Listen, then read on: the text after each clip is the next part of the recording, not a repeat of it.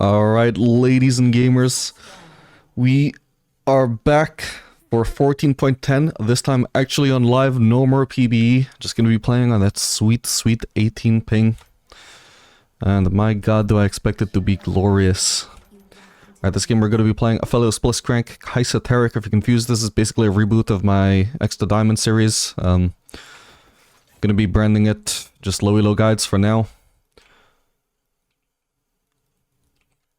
We'll see if I change my mind about that, but if we're not actually expecting to get diamond, we're just gonna keep rebooting it every time we get around plat. Whoa. May as well not call it 2 diamond. Blitzcrank seems to be a little bit AFK, that's not a problem. I can 1v2 easily. Alright, so we're running PTA. PTA is massively buffed on this patch. We're also not being a noob like this Kaisa. You say, what the hell? You see how Kaisa has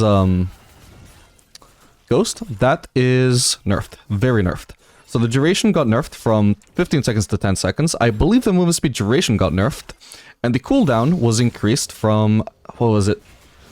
180 seconds to 240 seconds, so it got nerfed by a minute. So that's like 3 different nerfs. Maybe only 2 if I'm wrong about the movement speed value being nerfed. But I know for a fact that at least 2 values got nerfed. So it is massively weaker this patch. I don't think it's going to be viable on ADCs. Maybe very specific ADCs, the ones that have the most synergy with it. Maybe. But for the most part, I think ADC is just going back to having combat summoners every single game. Whereas Ghost is more of a utility thing. Not going to be viable anymore. Definitely not on Aphelios. Definitely not on Kaisa. Also running Absorb Life. A new rune gives you quite a bit of sustain in lane, it's really nice. And the new buffed up version of PTA is just going to be so nice in Aphelios. But basically, if you haven't actually read what that changes yet, basically the damage amplification, now rather than being like on a target and all of your team can proc it, the damage amplification is only for you. Instead of being procced on a target, it's procced on yourself. So if I proc my PTA on Tarek, that damage amplification also applies onto Kaisa. Like, I just straight up do more damage until it runs out. And the duration is basically indefinite as long as you're in combat, it won't run out. But even though it doesn't run out, you can still reproc PTA after like 5 seconds onto a new target. Just in case you want the burst of damage, it's not going to lock itself out because you stay in combat. Whoa, damn, I missed, but that's nice though. Just gonna do a quick auto attack reset there. I'm just delaying my auto on Kaisa and just auto-attacking Tarek once, because I know Bliss is going to auto-attack her and I don't want to set up the kill for him. Instead, I'll let him set up the kill for me. I know we're in range to kill her anyway, so... let's try and crash as fast as we can.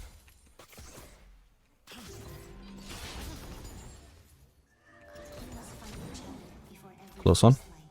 See, on PBE, on 150 ping, I would have missed that cannon, man.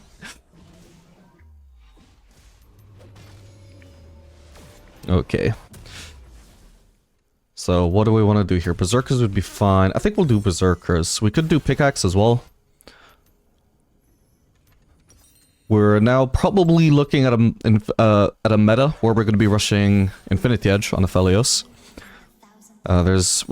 Kraken Slayer is still in the game, but it's not a crit item anymore, so probably not going to be viable on Aphelios.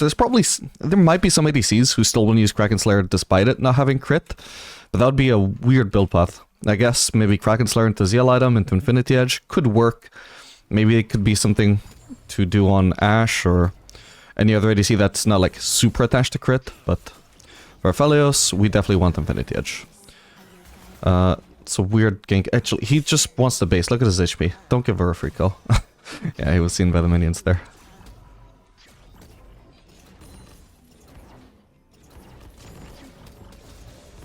I won't actually know what elo this is, by the way, until we actually finish the game. But yeah, Absorb Life, actually. Really nice. Currently giving me... well, it says 5 healing. It's probably more like 4 point something, because I only saw my HP increase by 4 there.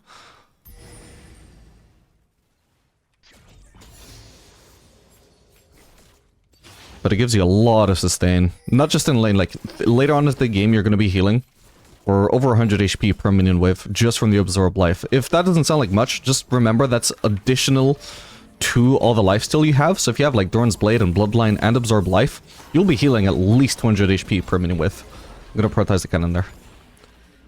Yeah, someone was or say this. Blitzcrank seems half AFK. Can't be very high elo for sure.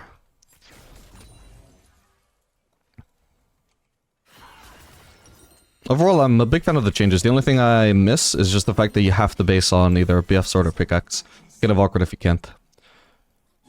In terms of AD components, you can't do double longsword anymore, which was a very satisfying base relative to the cost. Okay, we can actually do the off cycle since we're doing PTA. I like the alternative cycle a whole lot more when I'm running PTA compared to when I'm not, because blue-green just applies it super easily. Feels less worth if you don't have PTA.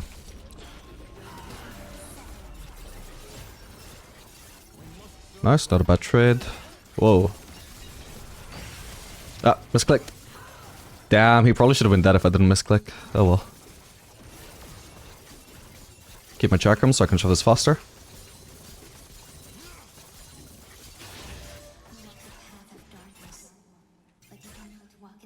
There's no data, by the way, yet on 14.10. I'm actually recording this at about 8:30 AM. I woke up extra early for this video because I was excited.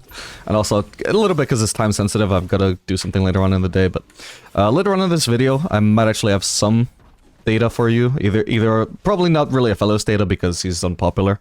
But we can look at data for other champions, and if it's meaningful at all, which hopefully in a few hours it should have some value, then maybe we can have some takeaways for you.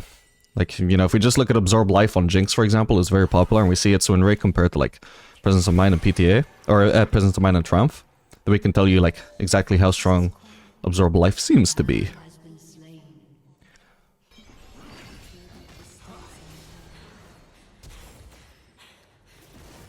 Build data definitely won't be significant, though, until at least, like, 24 hours or something. Or at least 12 hours.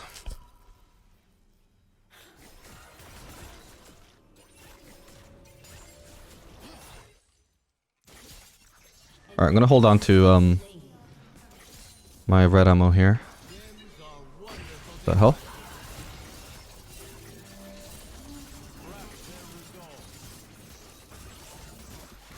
No! Damn it! Ah, that's sad. I mean, I walked in front of my Q. Otherwise, if I managed to hit the Q and the ult on Kai'Sa, she was dead there for sure. Should have been hit by PTA from that combo.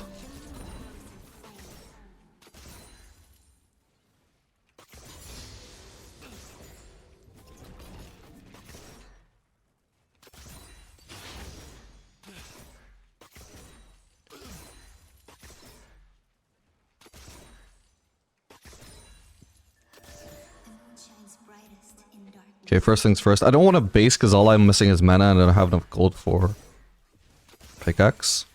So I'm just going to keep pushing, but first things first, I need to get some vision. I have no idea where Lilia is on the map but right now. What is this item she's built? What the... I don't know if this Taric is a bot or a human, to be honest. Oh, that was clean. That was the blue-green auto-attack reset combo, but during the combo I switched to green to get some extra range, since he was pretty far away. This Taric might just be a bot, though. I'm not sure, because at first I considered it, but I was like, nah, it feels like he's playing too good to be a bot. Actually, he's in that middle ground where it's like... too good to be a bot, but maybe also too bad to be a human. He could be a monkey. That could be it.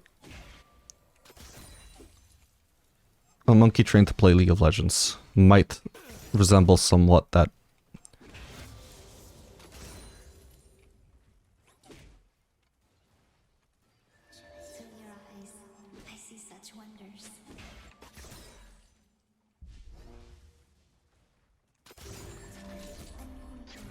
Yeah, we're gonna use up some purple ammo. Although I do want to get rid of blue before purple. I don't want to get rid of it like super fast because I don't want to end up with red purple for extended periods. It's probably fine if I'm really fed, so I'll have damage either way. But generally, it's like the worst damage combo possible. So I'd rather not have it for too long. So generally not amazing for anything except kiting. For kiting, it's good.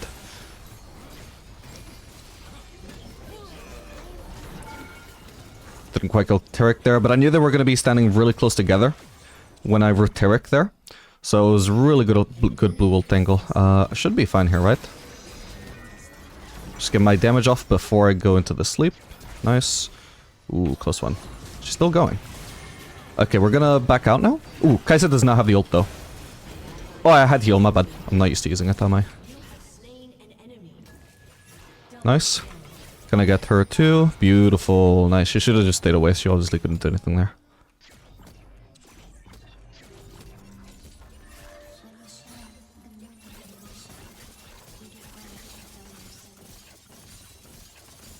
That would have been much worse though. For example, if I had purple red throughout that fight, my damage would have been non-existent. I wouldn't have had so many kills. Wouldn't have lost the fight, but I sure wouldn't have got kills out of it either. Just wouldn't have had the damage to make a play like that. It's like purely defensive focused, that combo. I think it's fine against melees later on, but it just doesn't offer enough damage early on. Alright, we're gonna miss out on a Wayfair, that's fine. Most important thing is to get my base off here. Damn, I was actually hoping I would get a quick look there, but I forgot to increase the cost of Infinity Edge by 100. I'm just gonna use red Q to get into lane faster.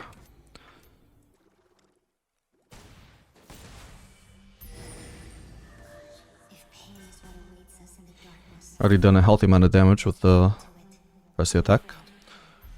Wow, Kai'Sa not having so much luck with it.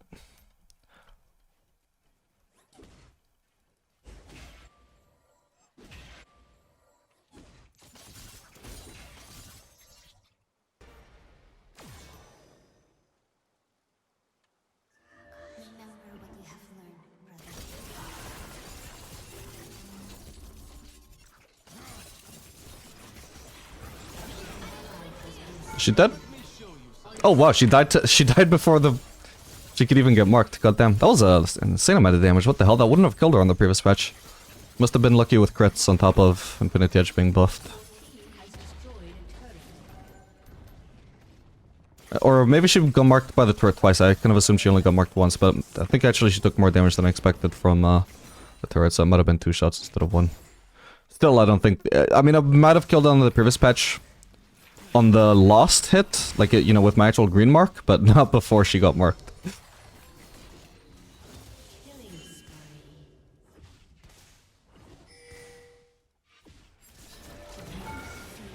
That's a PTA. Rock! There we go. Half her HP gone to that combo, and I don't know if I even crit there, maybe not. Alright, I'm gonna want to base very soon though. We're a bit overextended here. Okay, I mean, Lilia just died. I guess we'll stay a little bit longer then, but I can already base for Noon Quiver. Okay, I'll probably base here.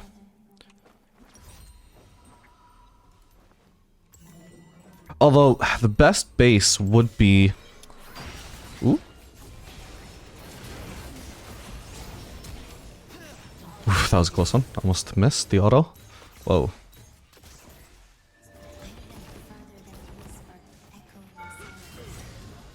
Ooh, man.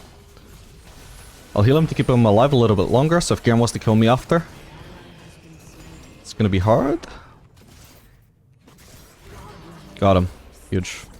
Actually, there was no point switching to green if I wasn't gonna use green Q immediately, which is what I wanted to do, but I got silenced the moment I switched, so that was awkward. Oh well. Alright, Lilia's there. Is she gonna chase? Seems like no. Alright, perfect. So we have the gold to just do apparently the full zeal as well. So this is kind of the build path that I've been enjoying on Aphelios on PBE. Pretty much every champion on PBE, almost. So long as they want to do Infinity Edge Rush. So the Infinity Edge gives us 25% crit, and then by building Zeal and Noonquiver, we get another 40% crit. So currently we are sitting on 65% crit, which is quite a lot of crit. Alright, once again, I'm sitting on 9 ammo on blue, but I have a lot of purple ammo, so I'm going to focus on getting rid of purple here. Or, you know, just reducing the ammo. It's fine to end up on purple-red, but not for extended periods. You want to avoid that.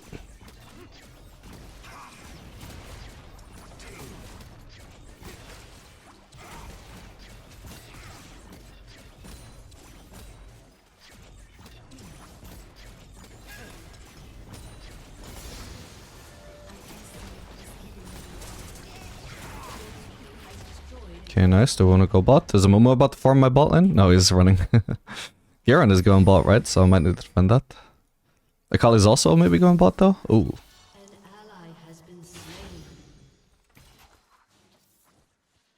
Not really going to be able to get him, I think. I'm a level up on him though, so... I probably don't have to be afraid of him. Alright, we've gotten rid of plenty of purple ammo now, by the way.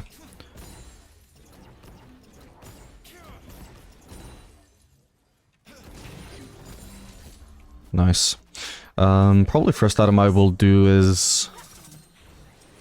Yuntal. I know a lot of people are excited for the, like, cheaper Zil items, and the fact that the Phantom Lance in particular gives so much movement speed now. Personally, I'm not so convinced they're gonna be that good on Aphelios. I actually... Oh, he got rid of my slow, so I can't Q. Weird. Personally, I'm only building the Zeal for the crit, and then later on I might even end up selling it. I really like full AD builds right now. We're going to be doing Yuntal second since we've already built one component towards it. Would be silly to build anything else. I mean, you know, obviously I've also built a component towards a Zeal item, so I could also do a Zeal item. But Yuntal I think is better than Zeal items for Aphelios because it gives a lot of AD, which is, in my opinion, way better than attack speed for him. Good base for a Gnome Quiver, sorry, for a pickaxe, but it's not really going to be necessary here, so... We should hover topside, I think, because they might try gank on Jhin, for example, but there's also a wave coming in, so I'm hovering topside in case I need to go topside, so I'm a little bit closer there. But otherwise, I'm actually just staying mid. You can even start walking into the river and then turn back when it's time to farm the mid wave. But generally, just, you know, decide where you want to be on the map, like between waves, and just start to hover that side of the map. Or, you know, where you're most likely to be needed.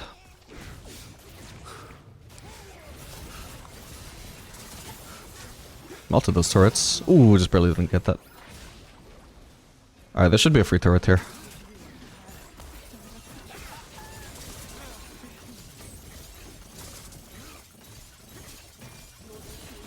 Whoa. Oh, I thought that was a hammer thingery.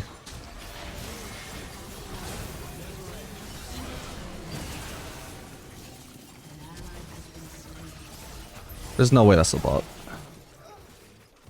Does this kill? Oh, well, not if it doesn't hit. Well, this isn't that OP. I do think that Aphelios is probably going to be really good on this patch, but we will have to see. But with the whole item meta just shifting a lot more towards AD than attack speed, I think that's just really good for him in comparison to other ADCs. Alright, time to base test out the Yuntal. I wonder if they fixed... They probably haven't fixed this, because even on PBE yesterday... so the damage counter actually initially on PBE was, like, really bugged. And just wouldn't show you any correct value at all. It would just show you, like, random numbers in terms of how much damage it had dealt. And then the fix that they went for was showing you all the damage Yuntal has dealt, even onto minions and camps and everything. So that's really not useful either. It really is only useful if it's showing you the damage that's dealt to champions, which... So on the last PBE patch, it was not doing that. That means I assume on live it's also probably still working that way, but we'll see. Maybe it's something they could fix last second.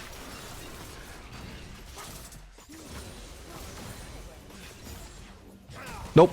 Showing the damage onto minions. Oh well. But basically, you can expect my Chris to deal about 96 extra damage, minus, you know, how if the champion dies, they're gonna, like, not take the full bleed damage almost all of the time.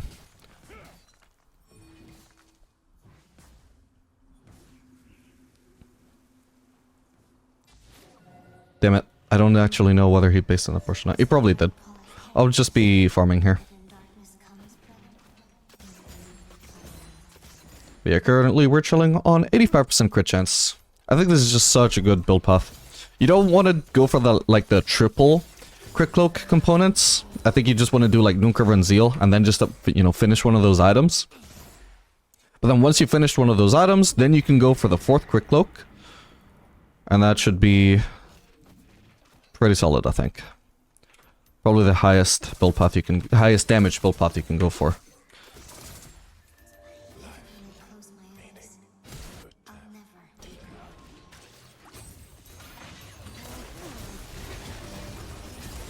Nice.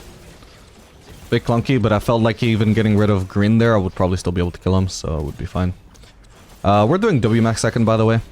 When we're going for such a heavily AD focused build, I 100% just want to be maxing W second.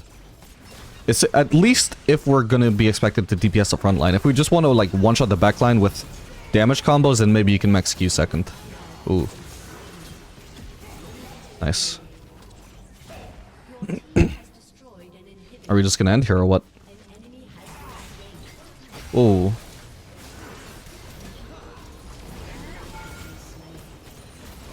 Nice. A lot of damage.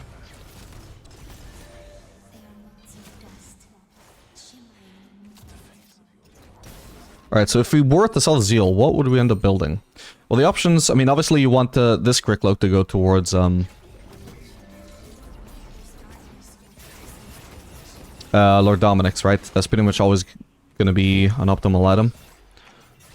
So, the other one we can consider Collector. I think Collector is really gonna be the main thing.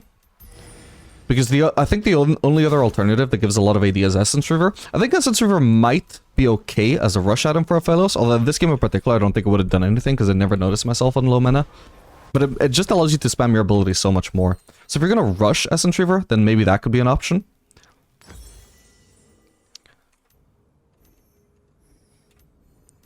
But otherwise, probably just Collector.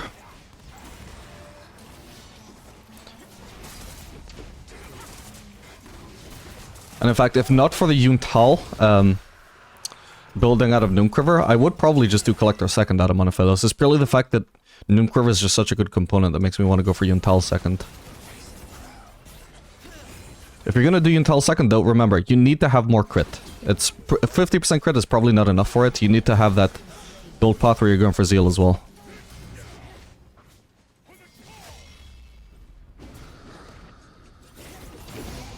Oh, and Yuntal, by the way, synergizes like crazy with Red Q, also known as Onslaught. I know that because I know that's the name because I'm a really big Aphelios guy.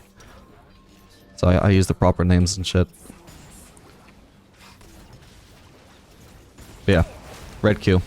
It applies Onslaught at full effectiveness. It applies Yuntal, sorry, at full effectiveness on every single crit you do with it. Which is nuts. Like, you can do over 1,000 bleed damage to a tank with it. It's also decent with white, but less so because white is already going to melt anybody from melee range anyway. But, you know, in theory, if you're DPSing anybody with white from melee range, you're applying many hits very fast. So it's going to also apply a lot of bleed stacks, but the strength of Onslaught is that Onslaught itself is not actually supposed to do that much damage. Because, you know, it's obviously reduced damage compared to actual autos. But the bleed is applying a full effectiveness, so relative to the amount of damage your Onslaught is dealing, relative to the amount of bleed stacks it's applying, your Yuntal goes crazy during that ability. And one thing we could maybe do here as well, is instead of even upgrading the Zeal or selling it, we actually just settle. Whoa, my god, my damage. What? I almost could two-shutter. Instead of selling it or upgrading it or anything, we can go straight into Bloodthirster now and just be like, yeah, you know what, 95% crit is good enough. Most of the time that's going to be as effective as 100% crit. Oh my god, I could literally two-shot her there. I should have ulted sooner, my bad. It's crazy damage though, like what? On live, or I'm used to saying on live. On the previous patch, on Aphelios, even being this fed, I would not do nearly that much damage. Maybe 3-shot. At a certain stage of the game, sure. 2-shot? Absolutely unheard of. How much AD do I have? 355.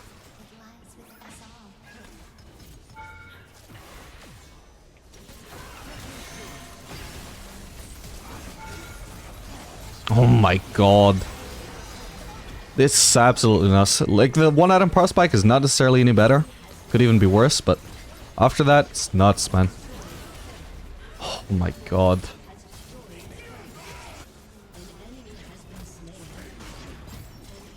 Don't think I even need to heal now. It's just... I'm just too stat checky. I just 1v1 everybody right now. I'm a monster.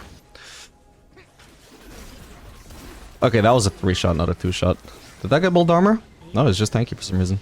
Alright, oh well, GG. Alright gamers, we are back for another game of Aphelios. I think the MMR is about bronze 4, at least the entire enemy team last game was bronze 4.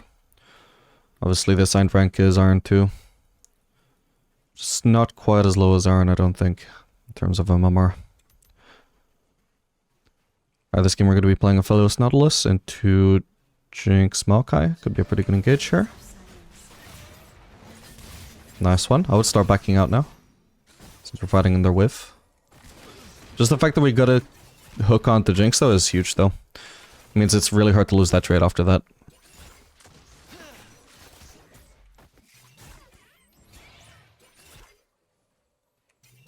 Ooh, misclick.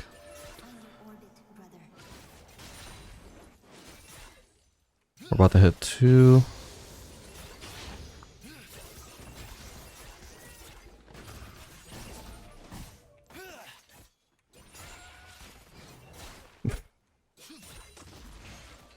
Well, he's got the spirit. Did they place another ward in there? I don't want to face check to check if there's a thing, because I'll die.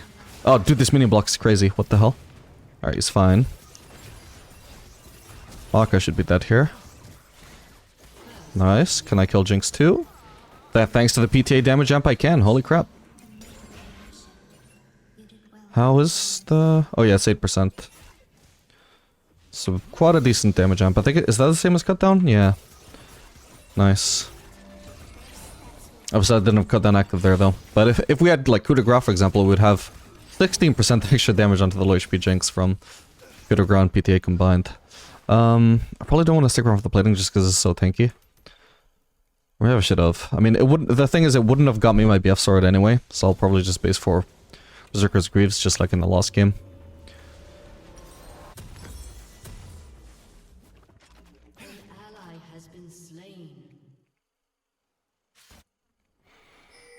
This is also thinking about doing Cull, which probably should be like an even stronger item now that it's not competing with longswords, but there was no real like satisfying build path there that could get me Cull, since I couldn't get it alongside pickaxe.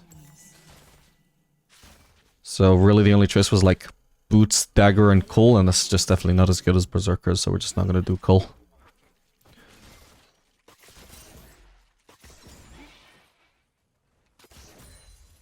This should be a fairly decent matchup anyway. Phyllis versus Jinx I would say is usually just a little bit Jinx favored, but if the support matchup can turn it Aphelios favored, then it's a really good matchup for Aphelios because she's so like vulnerable and you just like really bully her with your abilities. I would say Nautilus pretty much turns this into an Aphelios favored matchup just because it's such good engage to close the gap. We really shouldn't be fighting here though. This is such a big wave, but okay, we'll go on to Jinx. Now I'll just focus Maokai from here. Nice one. Ooh, ideally I should have dodged that. Okay, I've rooted her. I don't think she has flash anyway. Hopefully Nautilus kills her here. Because it's going to be really hard for me to do anything else now. Whoa, she did have flash. Oh! Didn't mean to stop against the wall. Okay, Nautilus needs to block this. Please, please, please, man. I'm begging you. Nice. Oh my god, that was clean. You're telling me this guy is bronze? Risky, but nice. Holy crap, that was tense. Dude, that was sick what he did. What?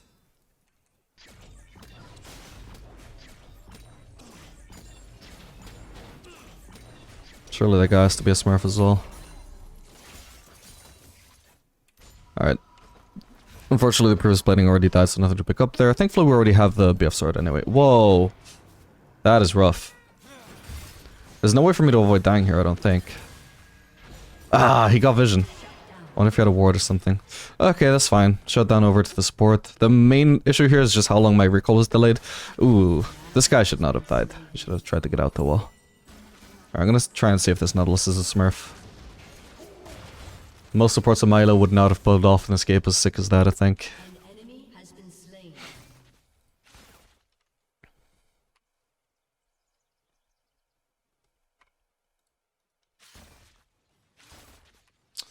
Hope GG isn't really showing me the players in this game. Oh, here it is. Oh. I got into lane. No, the guy's Heartstock bronze 4. Weird. I mean, aside from that, he's felt pretty bronze, but yeah, just a really nice escape though. Guy knows his Nautilus. Oh man, he just cost me the cannon. Wait, did he? Wait. Yeah, he did. He caused the cannon to kill it. Or the turret to kill it, goddammit. Oh well. Alright, we're gonna start maxing E. We've got plenty of AD now.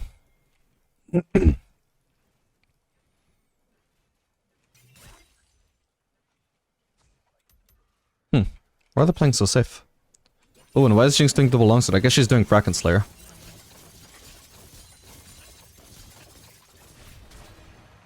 Oh, right, and this game I wanted to actually test the Essence Reaver. We're gonna do that.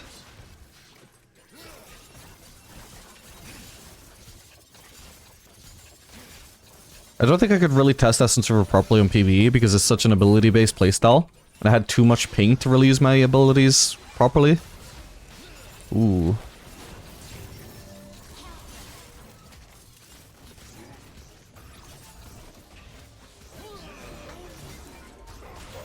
Got her.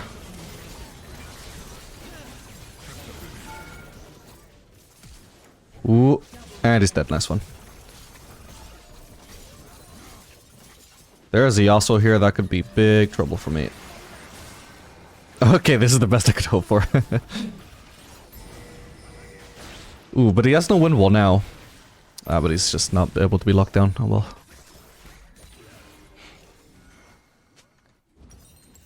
Should I help with this? Ooh, I kind of want to base. I'm definitely giving up a wave if I do this. And I'm also afraid that maybe Yasuo could actually turn this. Not 1v3, but like when Nunu arrives, for example. He's kind of low though. Okay, that works. But yeah, we're definitely dropping a wave here. I want to get my base off. I've got no mana. If I greed here trying to stay... Oh. I cancelled my base for nothing. My bad. Yeah, if I greed here trying to stay, I could be locked into lane for a very long time. Just because I got no mana to actually threaten the enemies with.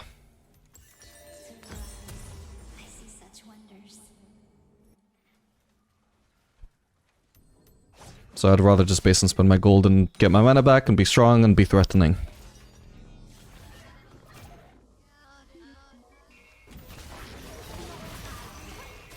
Oh.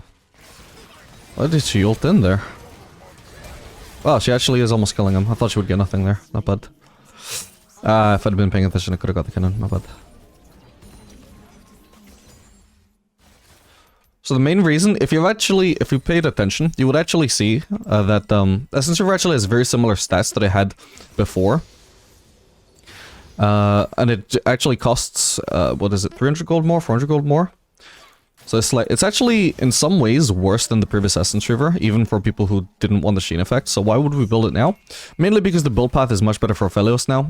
Previously, you didn't want Sheen, it was a pretty bad component, whereas now you can just get to... Hang on.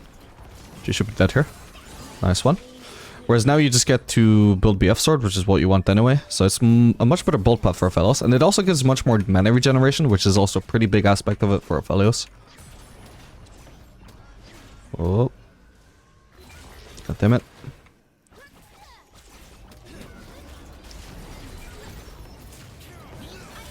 Oh, I need at least one Murado, but I also didn't expect the shield. Oh, but he's dead. Okay, nice.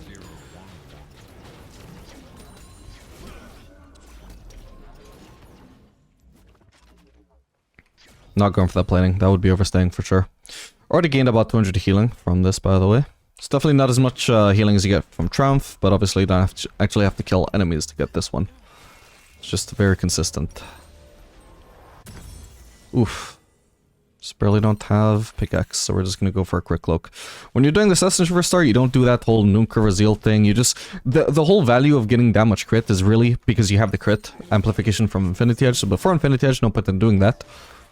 But what we can do once we do finish Infinity Edge in this game, when we're doing this build path, is then we can do Noon Quiver straight into Crit Cloak. And then we upgrade the Noon Quiver straight into Yuntal, and then the Crit Cloak goes towards Lord Dominic's. Alright, I literally cannot run out of mana anymore, by the way, so I can spam my abilities all I want. So we can either do that for like playing very aggressively with our abilities, or for just like a lot of active weapon management. Like if we want to get rid of a lot of green ammo, we don't have to worry about the mana investment, we just spam green Q. And of course it also gives 25 ability haste, so Our abilities gain much lower cooldowns as well.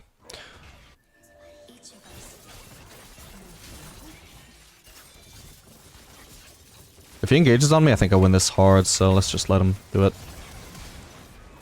Would be better to focus Jinx? Okay, we'll just go on Jinx, nice. Use heal. Oh, okay, never mind. We could engage in a really long chase, or I can just take the turret. Fuck the chase, I'm gonna take the turret. Maybe my team can get him though.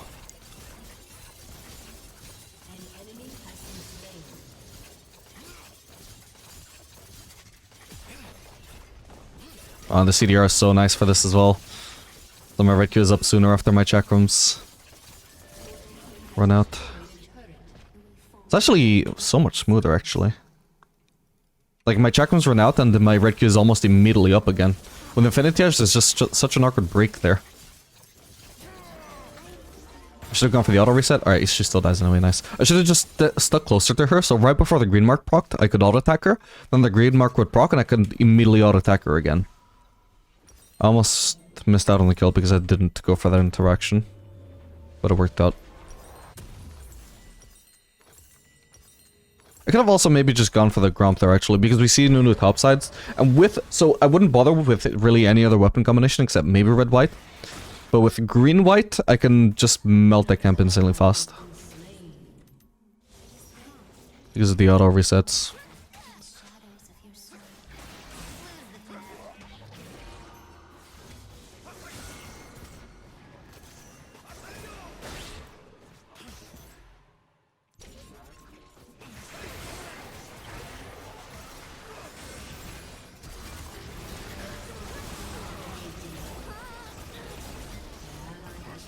Got him.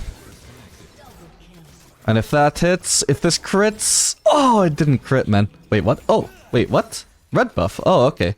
I was like, I haven't built Yuntal yet. Huh, that's a lot of red buff damage. I wouldn't have expected that to kill. Oh, that was such a clean combo. Nice. That was 4 auto attacks I did there total. That was the first auto attack I did before the Q. Then the auto attack that comes automatically from the green Q. Sorry, from the blue Q. Then I snuck in an auto attack before the green mark actually applied. Then I reset that auto attack with another green marks. So that was just an incredibly fast 4 auto attack combo. I do just want to base here though. I've got a huge amount of gold to spend.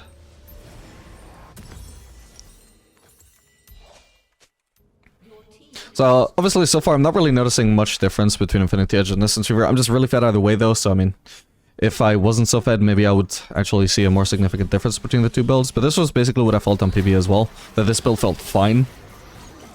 Might be a viable alternative to the Infinity Edge build. Maybe it's just slightly worse, even if I can't tell the difference. Don't know, but you can experiment with it as well, see what you think. Oh, okay, still landed. Ooh. Nice. Alright, I want to get rid of purple. Alright, that's fine. I'll just spam purple Q.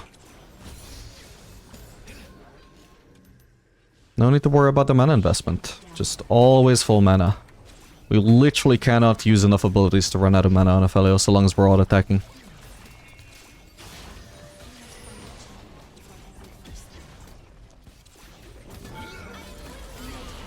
Nice. Just a quick kill combo there.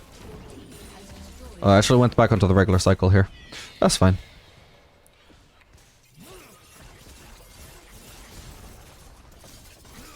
Obviously that combo only actually kills because I'm really fed.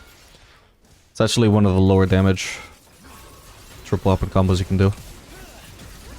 Holy crap, that guy is tanky. Probably dead here, but we'll see. Mundo. There we go. Ooh, imagine if I could have taken down Jinx with me. Alright, the Noon Quiver, and unless we can finish the Yuntal in one go, then we're also just gonna go for another Crit Cloak. Because at this point, a Crit Cloak is definitely more damage than a pickaxe. Once I have Infinity Edge. And as much AD as I already have.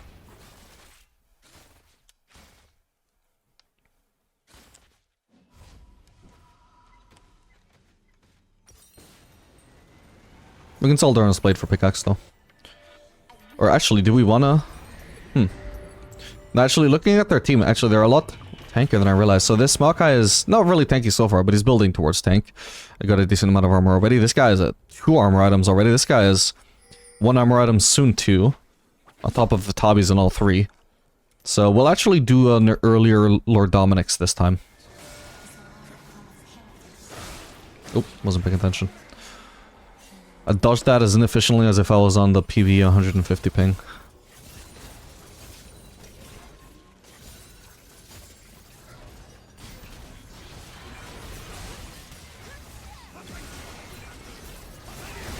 God, he just melts.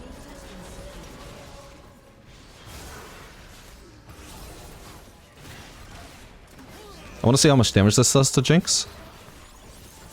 Oh my god, it killed her. What the hell? That wasn't even a lot of chakrams. Jesus. Really fed again, sure, but I know that last patch this fed, that wouldn't have killed. It's absolutely nuts. I don't think I've one-shot with just a green R before. Ooh, I wanted to root him into the turret, but... turret died to a turret shot or something. Sentry, I should say. Sentry died to the turret. I want to get out of the range of the minions where you can dash onto me through them.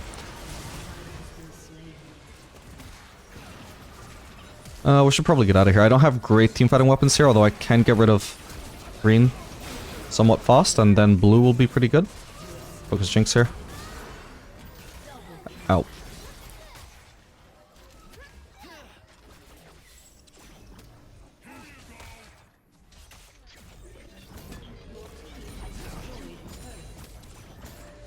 Okay, I'm gonna get out of here. Nobody likes to show off. Let's get my Lord Dominic's. What the hell are you doing?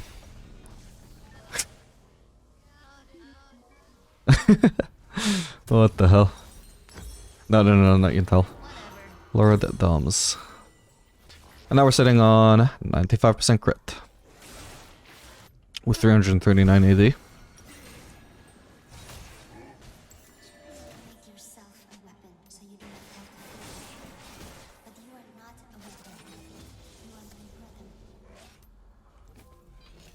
Well, the nice thing as well, obviously, about the ability haste, is your ultimate also reduces in cooldown, which is really nice in Aphelios, because usually the cooldown is very long. Getting some reduction on that just makes you less limited by the cooldown. Especially if you miss, which embarrassingly happens to me quite often.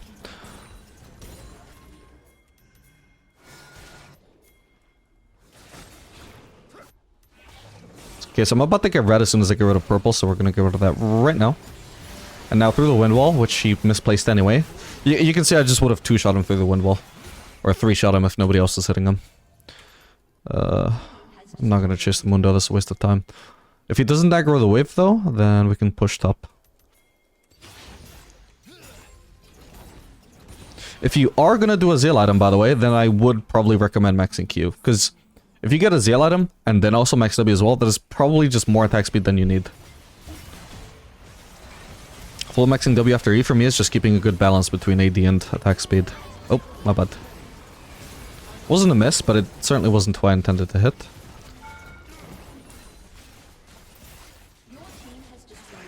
Oh, I can switch to red here. Wind wall is useless, boom. Nice.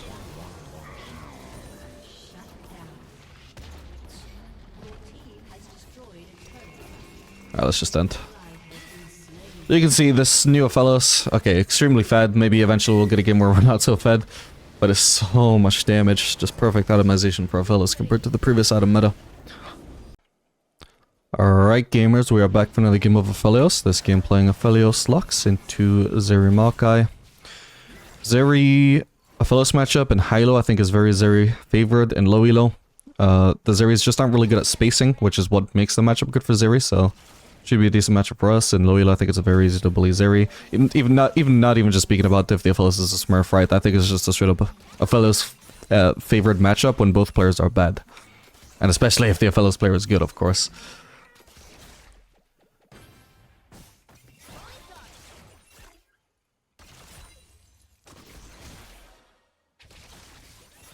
Just landing as much Auto poke as I can. Neither of us are really good at pushing level 1, but I had deletion, she didn't. So my biggest focus here, especially when I know I'm gonna lose the race to level 2, isn't on competing in the race, but just poking as much as I can. It's gonna cost me some tempo, but that's fine if we're not gonna hit level 2 first anyway. Especially useful when the support is a melee support like Maokai. He's just gonna leave himself very vulnerable to poke if he wants to push the minion wave.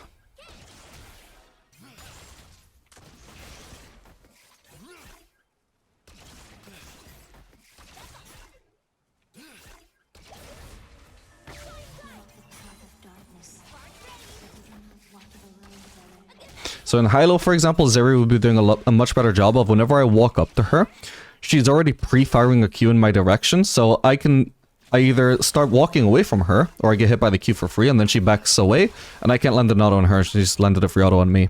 But you can see, so far she's not done that at all. If I walk up to her, I don't get hit, and she just lets me hit her. Which she has to, basically, if she wants to actually get the last hit, right? But in high-low, the way you punish that is by preemptively firing a shot at Aphelios. There she might have tried to do it, or she might have just been going for the last hit, I'm not sure, but...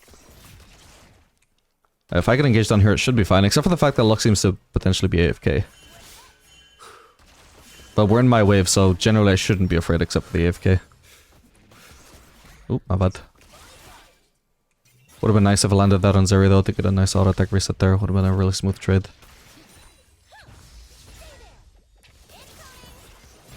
Oh. I'm gonna continue focusing Zeri mostly. Ah, damn. Nice one. It's a shame about the minion block though, otherwise I might have had Zeri.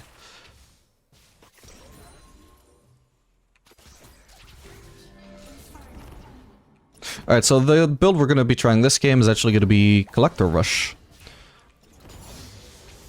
On PvE I wouldn't have had that last hit. Nice. Alright, we'll shove another wave here. Oh! Oh man, if I'd only noticed sooner, my bad. The fact that I auto-attacked the mini wave before anything else meant that my auto-attack was on cooldown by the time I could have flashed on Zeri. Don't think I had blue Q up yet either. Okay, that guy took a lot of damage. I'm gonna focus the plating though. If I pick this up, then I can get BF sword. See if Lux can root him from that. Nice. Switch to blue, because now we don't need the slow. Perfect, okay. Would have preferred the kill for myself, but that's not too important. I couldn't really risk trying to time out off the last hit. It's kind of complicated to shove this without mana, but I do have blue at least. Lux should be helping as well.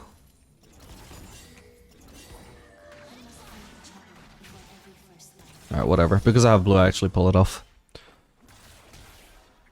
Okay, so this is actually, well, and also the Essence we were building in the previous game, that is actually one build path where if we want long swords, we can build them.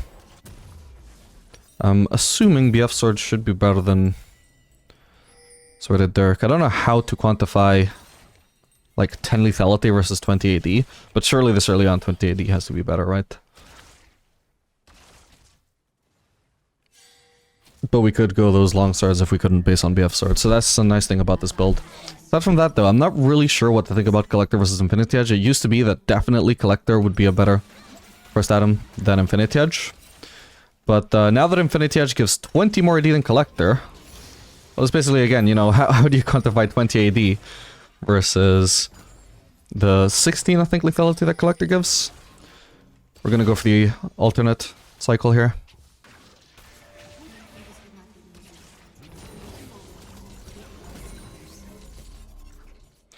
And then there's also, of course, you gotta factor in the crit amplification, which is always there, but you know, now that there's 20 more AD on Infinity Edge... Ooh, my bad, wrong weapon. You gotta think about really what is more important there. So, I don't know if this is really gonna be a better first item prospect than Infinity Edge, but you know, what better way to find out than by trying? My bad, I did not realize there was anything going on there. Oh man. Okay, he is dead. Oh. Oh man, I'm definitely gonna have to flash. Oh, hello, what the hell? No, what the hell where did he come from, man? Okay, that's a huge shame in how that played out, my bad. Probably should have been helping my team, I guess. Alright, we'll just go for the boots for now. To be honest, I don't think I even noticed Viego was on the Drake.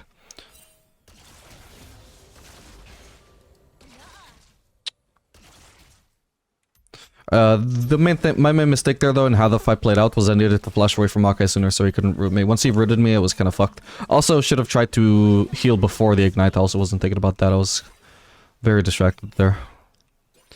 Oh, is he going for the Drake again? This guy is a psychopath, man. Like, what? I'm farming a massive wave under turret. That is not my fault. Like, if they go for the Drake, I just have to kind of let it happen.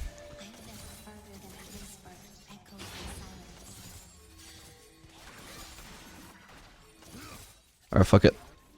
I'll give up one minion to rotate here. If Makai is on this alone, which I think he is. Okay, he already gave it up. Nice. Zeri should have definitely helped him with that. Yeah, this is exactly what happens. You see, like, this is how it should happen. You know, if I get near Zeri, she Qs me. And if I walk up to her to try and hit her, she's going to walk back, so I'm never going to reach her. But every time that I try to reach her, she will be queuing me for it. So I can't even approach her. In high-low, the best way to play it as Aphelios basically is very uninteractive. You just don't interact with Zeri at all. You don't try to walk up to her. You just push the minions over and over and over. We've seen that Zeri's just let me out-attack her a lot. That's why this matchup is just much better at low elo. Not even just because, you know, I'm a smurf and Zeri is not, but just because the way Zeri's play, the matchup in low elo is just not Zeri favorite. Okay, here we can actually try and help him.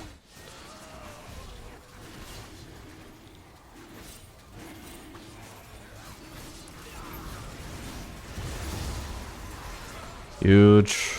And we even got the Drake, let's go. I kind of stopped paying attention there. I should have noted whether their bot lane was coming up to the Tribrush or not, but it worked out. How much do I need for the collector base? Oh. I need about 600 gold, 500 gold.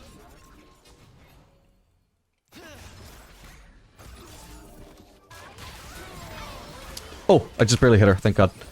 And she died. Ooh, I should have placed my purple cube, but that's fine. I didn't hit him, that's fine.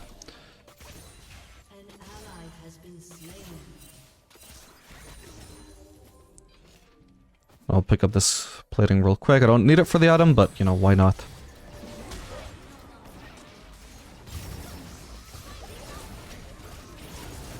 Ooh, nice damage. I don't quite have enough attack speed right now to actually pull off the actual auto attack reset on blue Q, I'm pretty sure. Definitely not if I'm preceding it with an auto attack. Still a lot of damage either way though. What is she pinging that for? Does she mean there's a sapling in there? I don't know.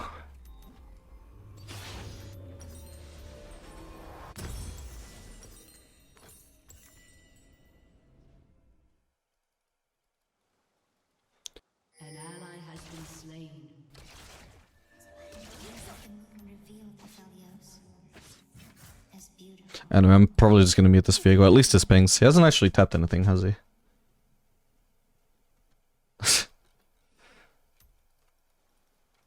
He has done a lot of pings though, goddamn.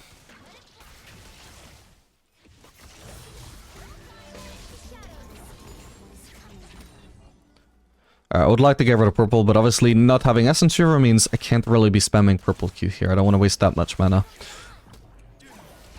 Early game, you do have to be considerate about your mana on Aphelios. The great thing though is that your mana costs don't ever go up except level 6 when you gain your ult. Then you obviously have the 100 mana cost of your ultimate. But after that, like, your mana costs never increase, but your mana pool does.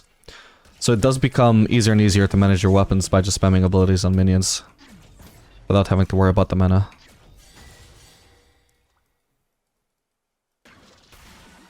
Okay, so if I try and approach Zeri here, what is going to happen? Okay, I can't go too far, but...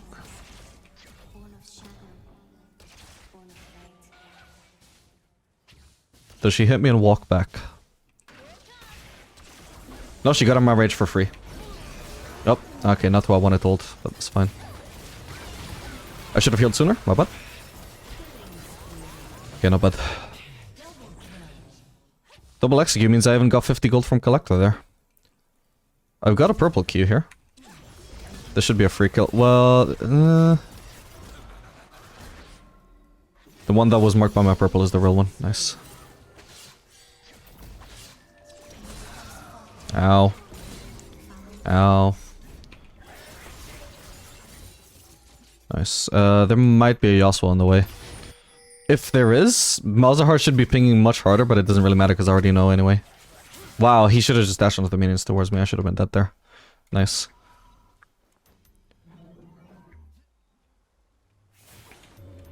Yeah, that's the part of Collector people never think about though. Like, maybe I'm weaker right now with Collector than Infinity Edge, right? But how do you account for the fact that I get extra gold if I rush Collector? To be honest, I don't know. I don't know how you rate that in its strength. But I know it's a thing. And I know it's something people don't think about. I just don't know how to rate it. Even though I know that it should be rated. It just makes it stronger than you realize. Deceptively stronger. But you don't know how much stronger. Also, obviously it's like highly variable. Like the more you snowball, the more gold you're getting out of Collector. So really I think that's probably not ideal design. I wish it would be like more consistently strong and not highly variable depending on how many kills you get, which is not something you can plan before you build Collector. But that's just me. Zeri was rotating mid, right? At the very least she went up the river for some reason. Yeah, she's there. Oh, she also rushed Collector, what the hell? I haven't given a thought to what Zeri wants to build yet, but that should probably not be what she wants to rush. I will probably do, by the way, probably tomorrow, a video where I just go through the builds for every ADC based on early data for the patch. As usual, whenever there's a huge patch for ADC.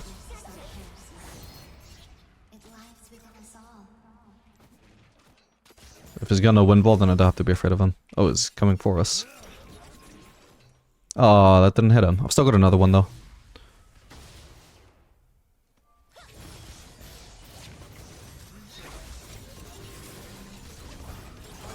Auto reset. What?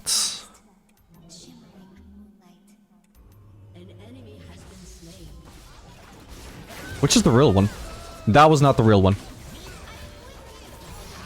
That would have been an auto reset if he survived the green proc. Yeah, from close range you can actually do so much burst with green ult. I think that's a very underrated aspect of it. I think a lot of people might have just gone for the blue ult there, but no, green ult is definitely by far the highest single target DPS and burst ultimate you can go for. Well, sorry, not DPS. The second highest DPS. Obviously, it doesn't do as much DPS as white.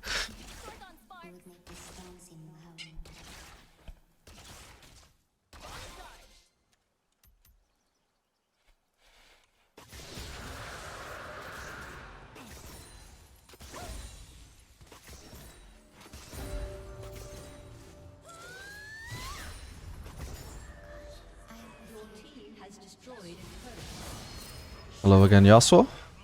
I can't really approach her until Maokai's wasted W on Lux. If I get rooted there, I'll probably die, because it'll be followed up by Maokai Q, which isn't the Yasuo ult, and then I'm just dead with no counterplay. By the way, I'm pretty sure I could have bought a quick look there, right? I think I forgot to think about that. Okay, Shiko's gone. But basically our build path this game is going to be exactly the same as previous game, except Collector instead of Essence Reaver. Ah, don't do that, please. That actually that would have been enough for Infinity Edge if I recalled and sold my refillable. It's a little bit of a risk here, but I do want to continue pushing. Just crash this. Get it to reset. Oh, she should be dead here. No need for even ult. Nice. I don't know if she was trolling there or just like not paying attention. I don't know where Yasuo and Shaco are right now.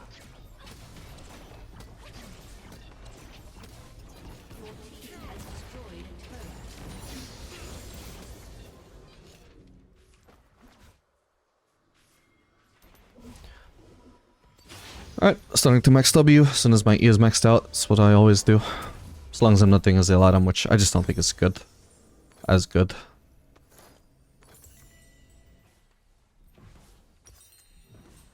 If I had enough gold for double crit cloak, I would just do that, to be honest. It's probably better than going straight into Noon Quiver.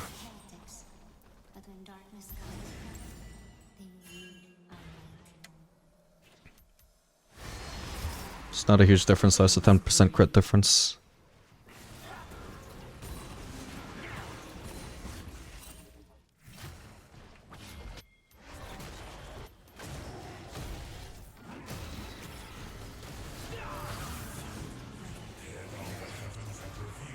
Come on.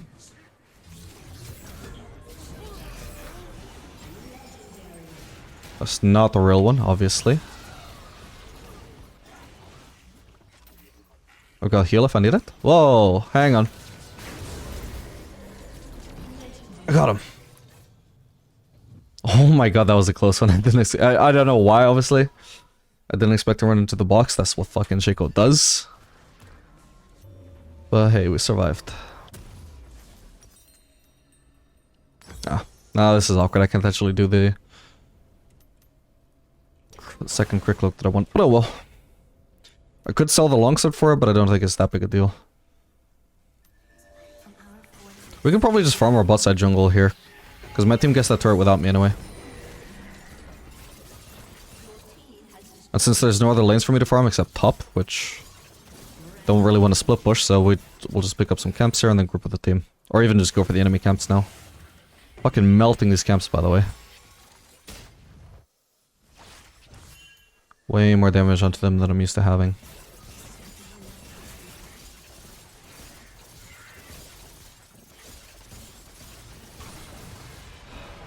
Let's go for the flank. I think I'm strong enough to pull this off. Definitely if they don't pay attention and turn around on me.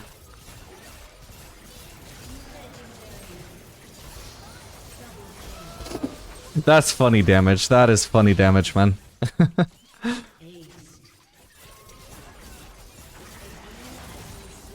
I mean, so... At the very least, getting this collector second. Hang on. Ah, my red ran out.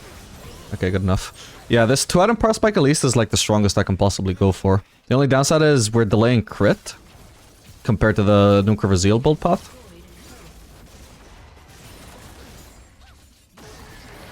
And potentially maybe Collector Rush isn't as good as Infinity Edge, but at this point I'm probably at the strongest I could possibly be, I think. Okay, so what about maybe instead of Noon Quiver Zeal, we do Infinity Edge, Noon Quiver, Crit Cloak, and then we go straight into we go straight into ooh. Ah, I was hoping it would go for that again. Oh well. We go straight into Collector, then Yuntal, then Lord Doms, or anything like that. The only thing I don't like about that is that you're sitting on Noon Quiver, so you're like halfway to Yuntal, but then you're just not upgrading to it. But it also feels like a waste to... Like, or maybe like it's not the strongest option to go Yuntal when you only have 50% crit, but I suppose it would be more than 50% because you have the crit cloak. There's definitely still stuff I think, stuff that I need to think about. I think we're all along the right track though. Like either way, these builds seem incredibly powerful, even if they're not perfectly optimized.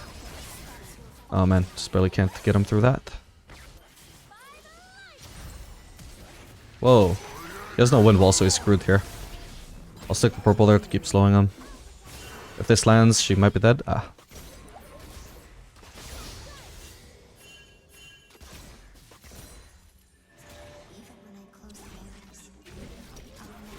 He should be dead.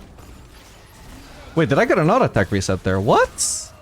Or did I auto attack the clone? I think I got an auto attack reset though. Which I'm guessing would have been... I guess he appeared. And even though he was marked, the like mark didn't really appear to me until after Shaco appeared or something? I don't know. I'm gonna watch that again in a sec while I recall. Because I should not have been able to get an auto attack reset there. Oh, no. It was onto the clone, wasn't it? I think I auto attacked the clone, then reset onto Shaco. Yeah, okay. That makes sense. Clone fooled me.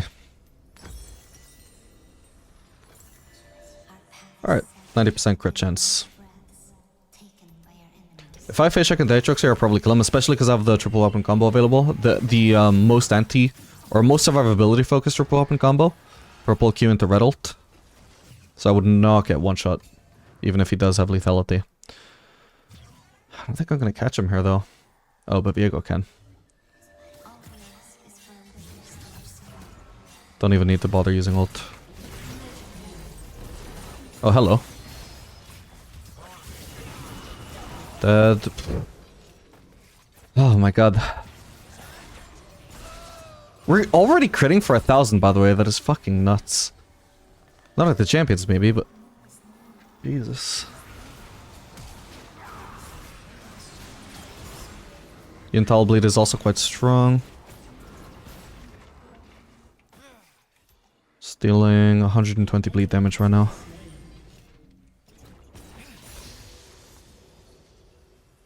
Okay, understandable FF. GG.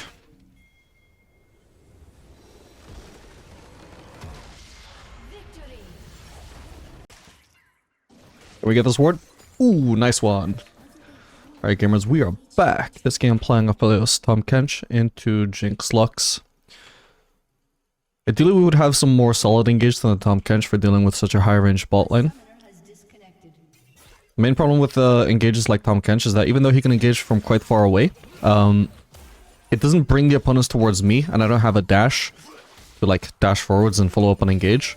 So a lot of the time the Tahm Kench knockup is wasted on me walking towards the enemies. You know, it's not the greatest form of engage. Blitzcrank, in comparison, for example, which would be the best kind of support for a lane like this, he brings the enemies right towards me, so as soon as they're CC'd, I can also hit them. That is the kind of engage you want in response to these really high range bot lanes.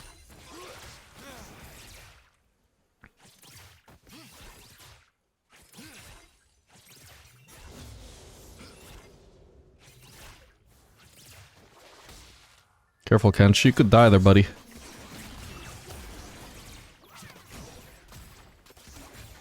She's fighting in my way, so I'll gladly extend this, even if I'm only level 1. There we go. Let's see, she definitely came out worse in that trade.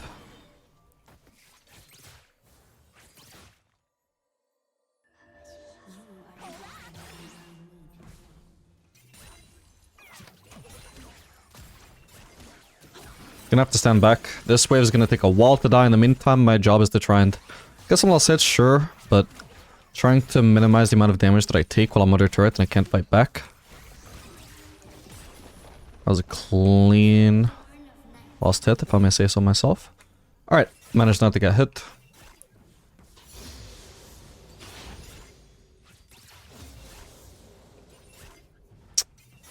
Man.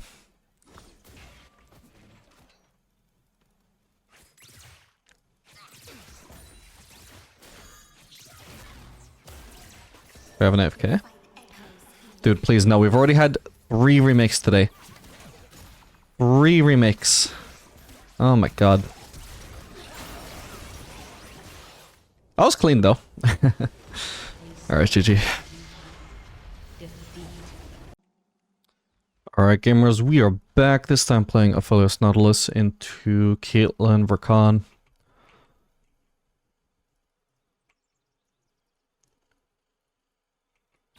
Whoa, they're actually choosing. Could be good though if he just hooks Caitlyn. Huge, huge. That's a really bad fight for them. They don't have Ignite, they only have Exhaust. I don't need to even think about early healing here. Ow. Wasn't meant to walk into that, but... Nice. Bit of the heal.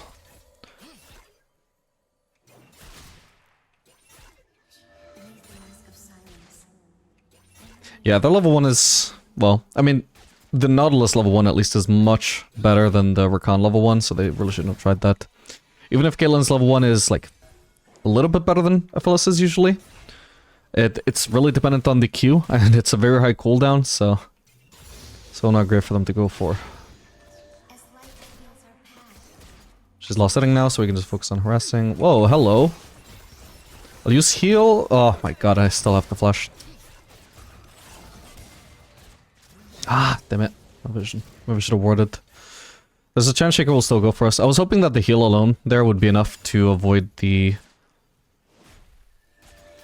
Recon W, but apparently not.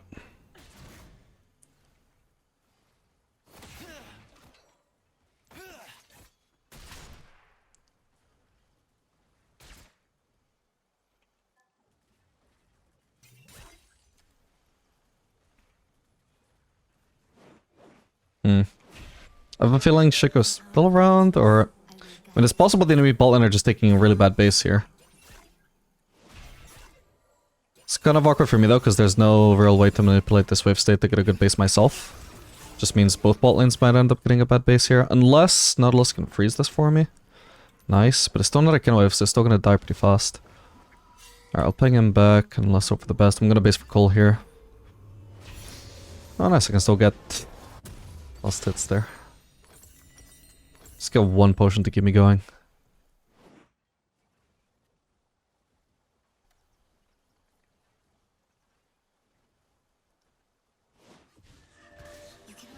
This is good what Nautilus is doing so far. If this were high-low, and the support actually really knew what they were doing, what they would do in this situation when I base is actually stay in the lane, as Nautilus is, and then just make sure that when the wave dies, they just freeze it, they drag it out and freeze it again.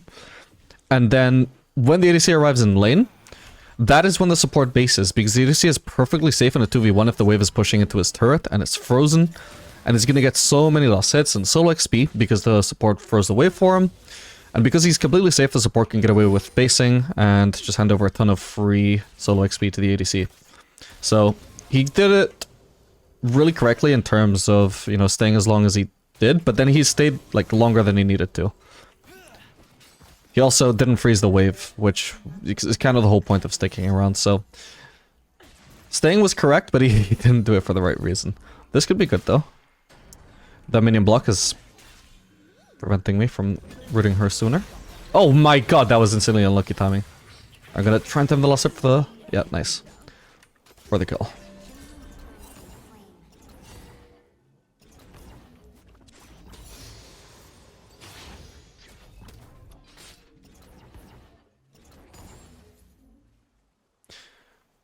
Okay, so what are we gonna do this game? Maybe... Okay, so because they have a tank, I don't probably want to do Collector, at least early. So I think what we'll do is Infinity Edge into Noon Quiver, into another Crit Cloak, into upgrading Noon Quiver to Yuntal. Then we upgrade the Crit Cloak to Lord Dominic's, and then we could do Collector if we want to. But that should give us a lot of tank busting power.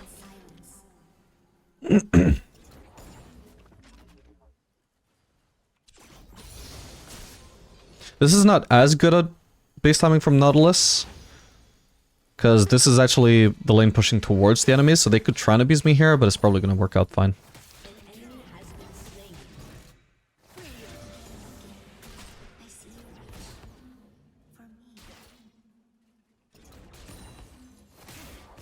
Trying to harass with the flames here if I can.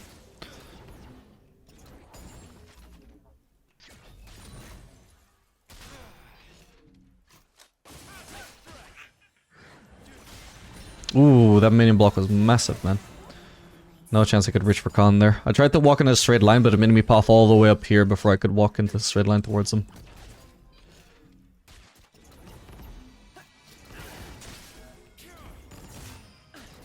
See, these blue flames just really stack up. You gotta really concentrate on this. You can't always do it, like, and eventually the enemy ADC will tank 2 or 3 hits from the Inferno Flames and be like, wow, I'm losing a lot of HP, I should stop doing this.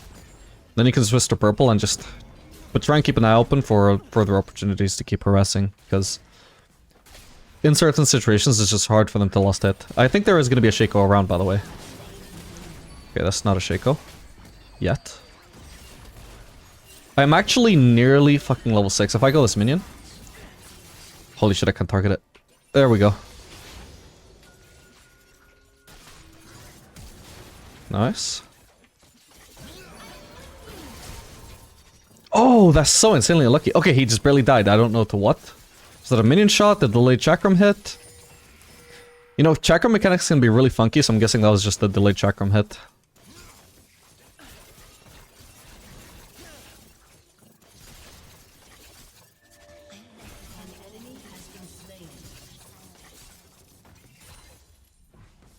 I'm not gonna bother with the plating, actually. We do see Shaco top, so we're not worried about a gank there, but I really do just want to prioritize my base here.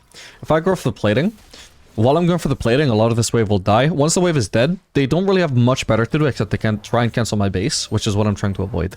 If I don't go for the plating, they're not fucking with my base. Even though they could, even though they should. Rakan, like, okay, kill unsure while sitting on a turret.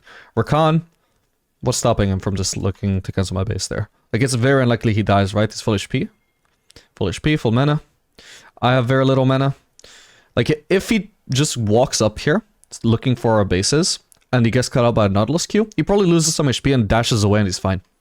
Base successfully cancelled. HP lost for a very good cause. A good Rakan there would just force me to have to base all the way over here. Not even just a good Rakan, like most supports are just able to do that. It's only like enchanters that are particularly vulnerable, where if they try and do that, they might die if they get engaged on. But I mean, I had no items at all, so it shouldn't have been a concern for them. They want to do Drake. I'm gonna start shoving, but I don't really want to help before I've shoved in the whiff.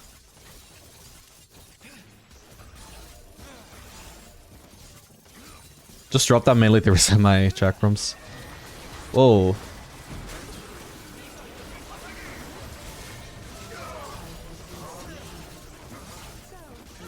Nice one. What the hell? No way. That was the easiest triple of my life. Wait, why is it only a double? Did I not kill Shaco? Or maybe the kill and kill didn't count for some reason? Whatever, it's not important.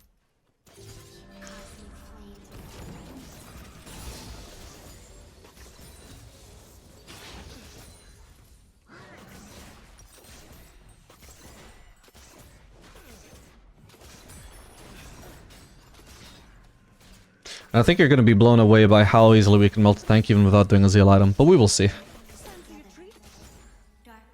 Granted, this is already looking like a very fed game. Obviously, these very fed games are not like great indicators of how effective a build is. Necessarily.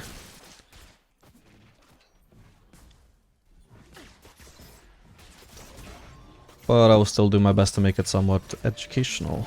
Oof.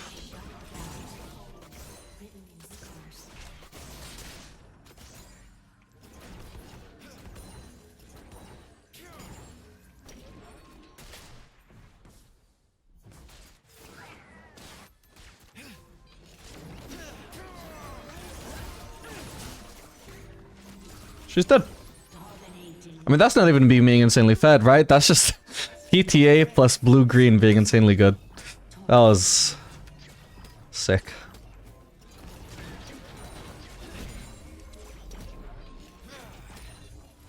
Do I want to go for the plating here?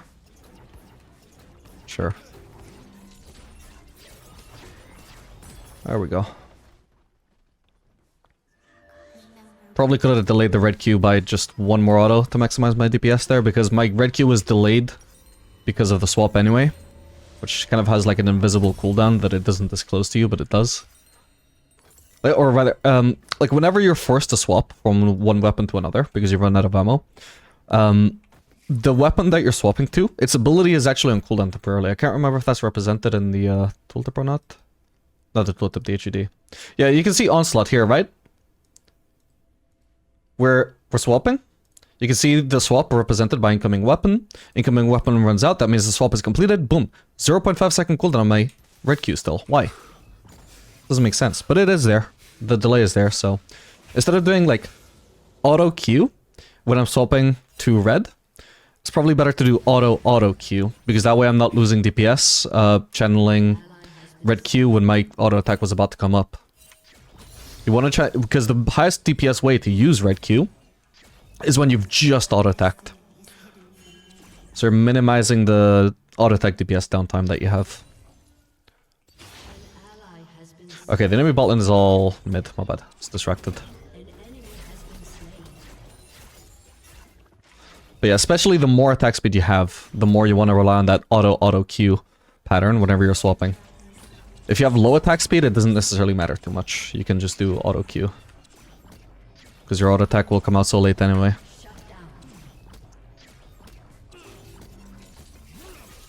Post Berserker's Greaves though, that's probably just enough to say, yeah, auto Q. Maximize DPS. God, my AD is so freaking high, man.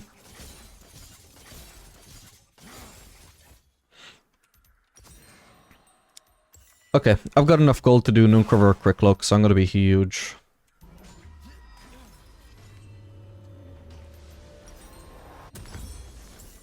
Nice one.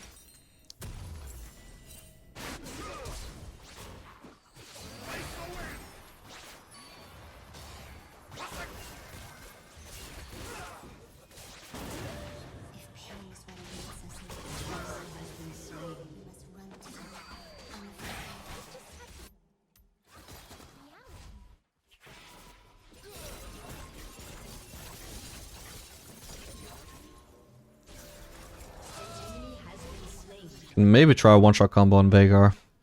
It's highly skill shot based though. And they'll probably just block it with a Z. Okay, he wasted E.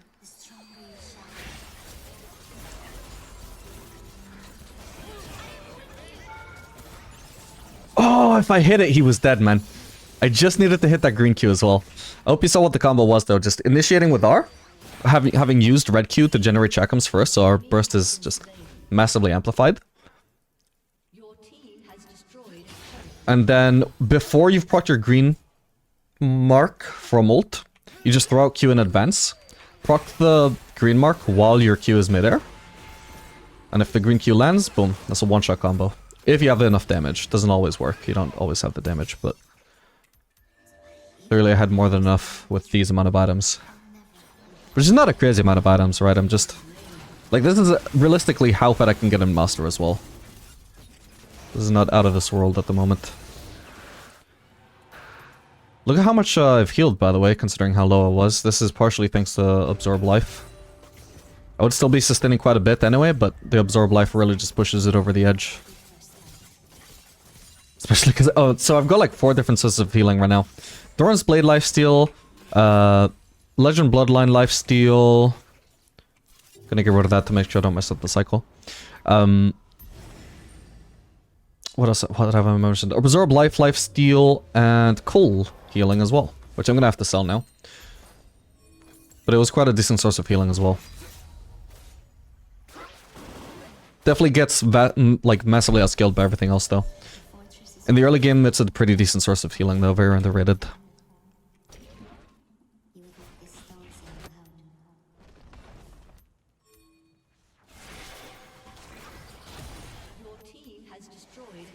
Ooh, I'm gonna try and help her. Can't tell which is the real one. That one.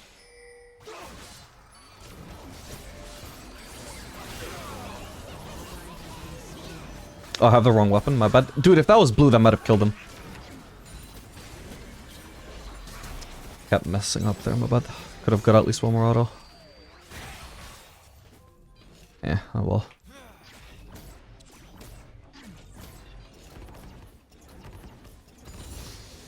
Man, that Scion is really behind though. But even from behind, this should be very tanky, so hopefully I will get a chance to show off how much DPS you can do to Scion.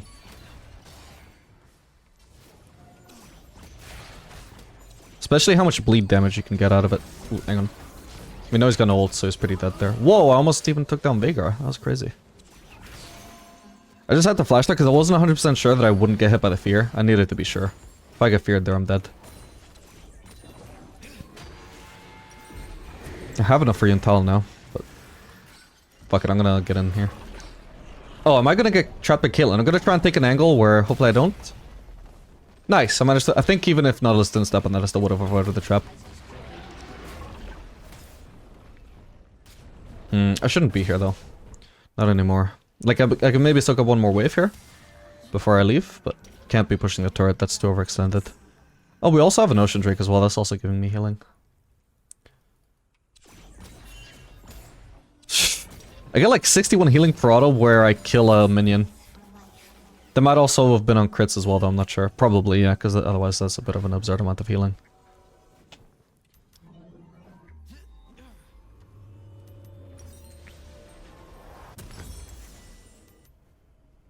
Got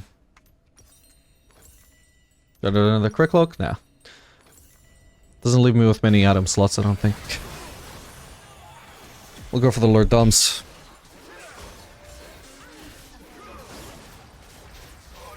Although then again, I mean, I've got 2 different crit items that are super reliant on critting. So, I mean, definitely in terms of immediate power spike, the crit cloak would be an immensely more powerful power spike. My bleeds are currently bleeding for 96 damage as well. There's a chance their enemies are about to FF very soon anyway, though. Hello, son. So, I've got red Q, so I want to transfer it off here. He dies too fast to my teammates anyway. Shame. Should have just led with the red Q so I could try and get a good sample size there. Whoa. Fuck, wrong one.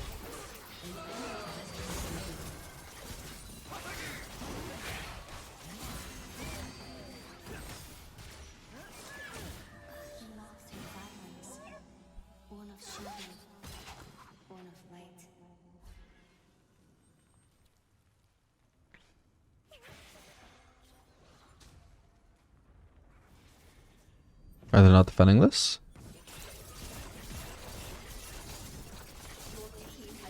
I'll take it. Can't really risk to push any more than that, but it's pretty solid. I just need about 500 more gold for my Lord Dominic's.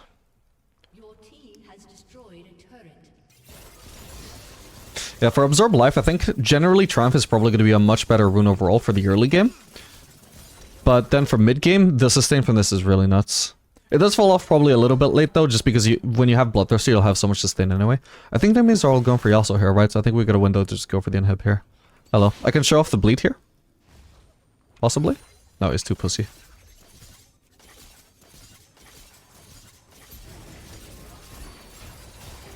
Oh my god, he actually got one shot. What?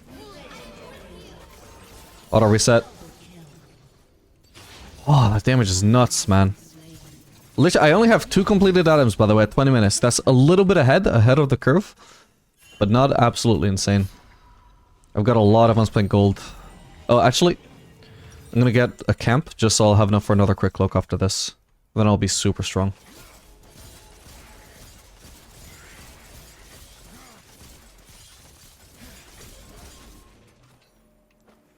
White is probably also the biggest winner of this patch, because White doesn't really have its DPS increased much at all by attack speed.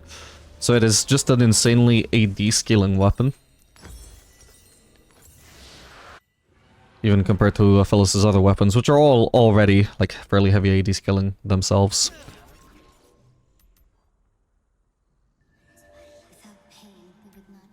Alright, now I've got 90% crit. The Song doesn't even have boots, man.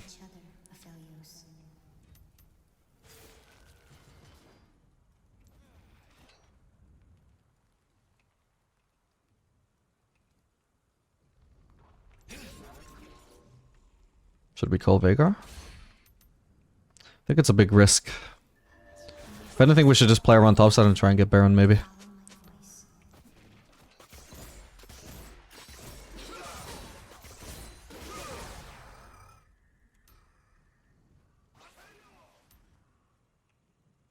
I'm not crazy about the Yuntal second item, though, from what we've tested so far. But, I mean, it will scale better than the Collector, though, and we already have got to the point where it's got 90% crit. Anyway, we should do Baron, because I can melt this.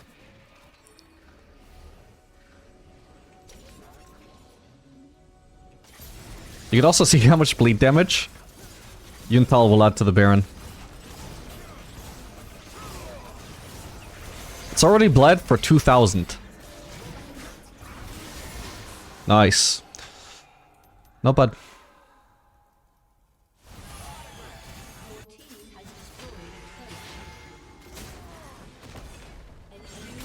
Then I have great weapons to show off the bleed. Ideally I would have Onslaught, which is red Q.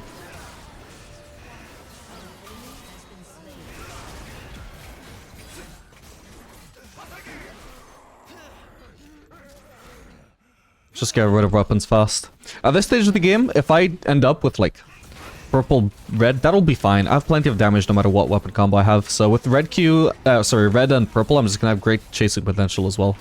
So I'm just gonna get rid of blue on purpose, mainly because I want to try and just show off the onslaught damage, although you already saw me one-shot Shaco with it. Eh.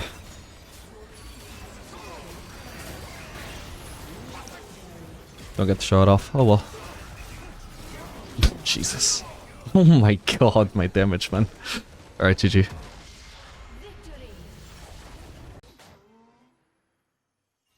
Trying to bait with the barrier, maybe?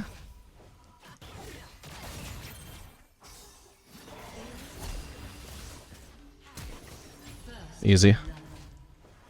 Yeah, so that was my bad. I alt-tabbed exactly as I saw them. And then should be quick to tab in and just start running away, right? Nope, it took me a couple of tries to actually tab back in because it kept tabbing into Discord on my second monitor instead of League.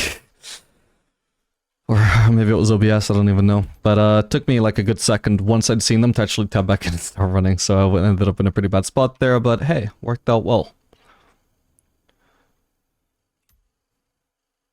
I was actually just looking at the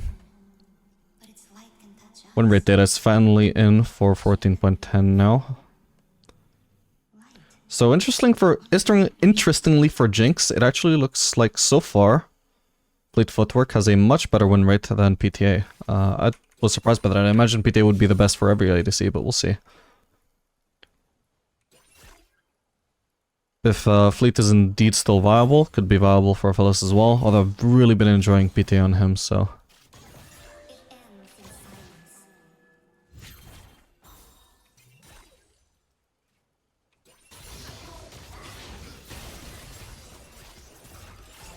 Just gonna disengage since I'm thinking a pretty big wave there. Oh, they have vision there as well? Apparently.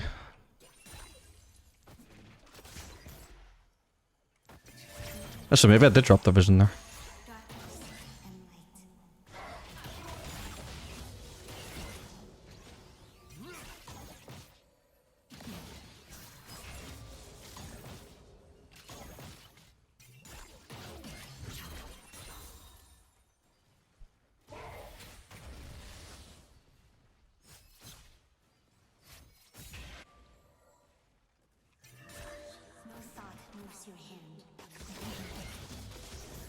Probably should have, after that second auto, I should have done a quick W key swap onto red Q, just to very quickly proc my Q on Misfortune, which would proc my PTA as well.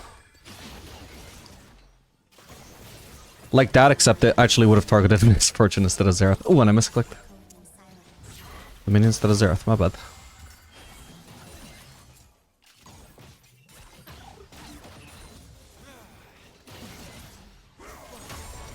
That should be Misfortune dead. Oof. Have to use the flash, or sorry, have to use the green Q, but still gets the kill. I don't know if Misfortune just didn't have flash or what. Really nice combo though, and I do really like Aphelios with Soraka, by the way. The Aphelios root makes it... It's easier if you're coordinated, but the Aphelios root makes it really easy for Soraka to also land her root with her E. Oh, damn, why did I build a longsword? That's fine, we can do either Collector Rush or Essence Reaver again.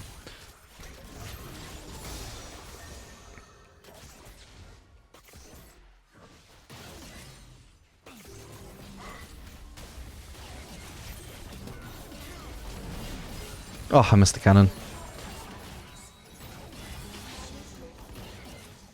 Trying to lost or harass Misfortune through the minions.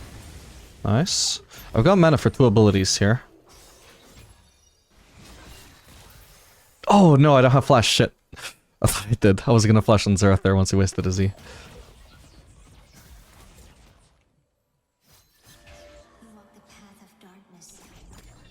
Alright, well I've got enough gold for BF Sword, so I should really be looking to base here.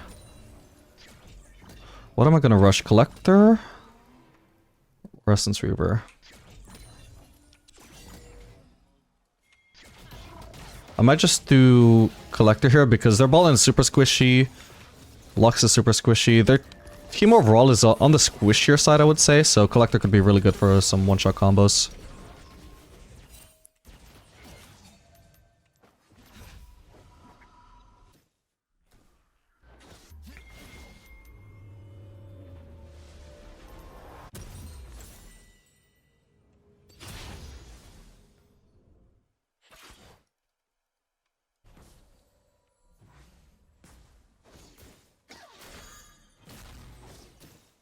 By the way, I was partially wrong about the ghost nerf. They didn't actually nerf the movement speed. They only nerfed the cooldown and the duration. They actually nerfed a lot more summoners than I realized, though. They also nerfed the exhaust cooldown. They nerfed cleanse cooldown. They actually nerfed almost everything except for barrier. In fact, they buffed barrier. So a lot of you won't know this, but actually in Season 3, it used to be that before ADCs would run heal every game, they would run barrier every game because barrier gives so much protection. I think eventually barrier got nerfed or heal got buffed, one or the other. So we switched to heal eventually. But you know, there has been a meta in the past where we would run barrier on ADC pretty much every single game. And we could return to that if barrier is just so much stronger than heal right now. Definitely right now when I've got the Soraka, who's running heal for me, I don't need to run heal, so I can run barrier. Barrier should be the best option here, even without the buff.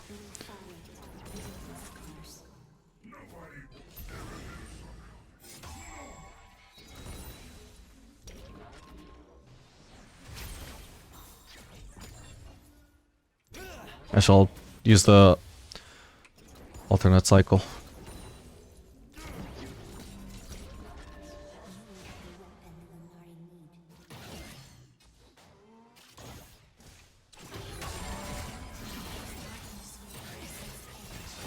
Let's quickly proc and PTA there.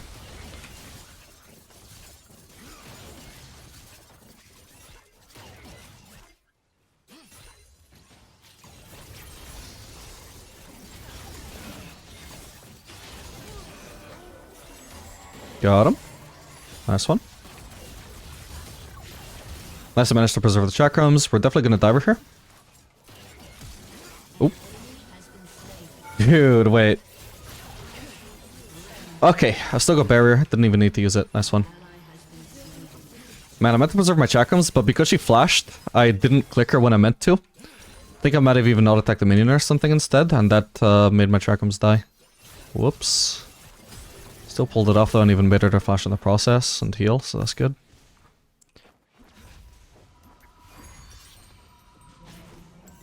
Yeah, so we can already afford either Collector or Essence Reaver. Even if we hadn't bought this longsword, we wouldn't be able to afford Infinity Edge anyway. So this is the advantage of doing either Collector Rush or Essence Reaver Rush as well. It is 200 gold cheaper. We are likely to just finish that one back sooner.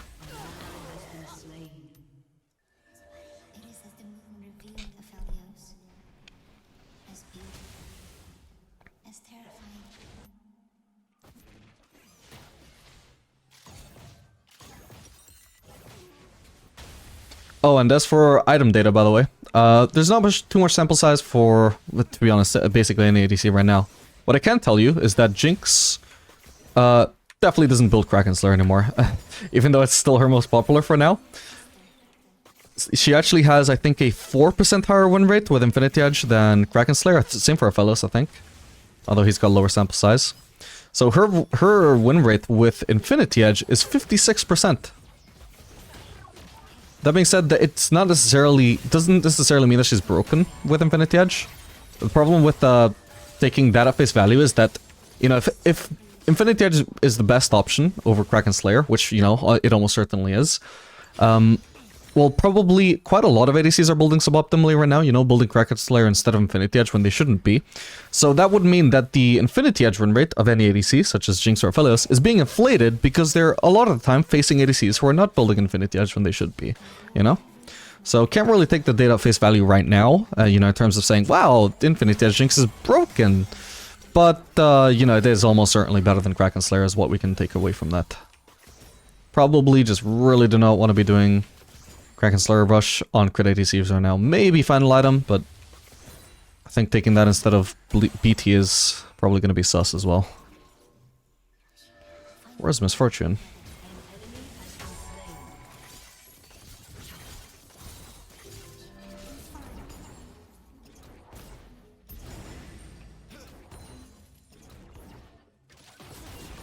I can try and one-shot someone. We got that combo.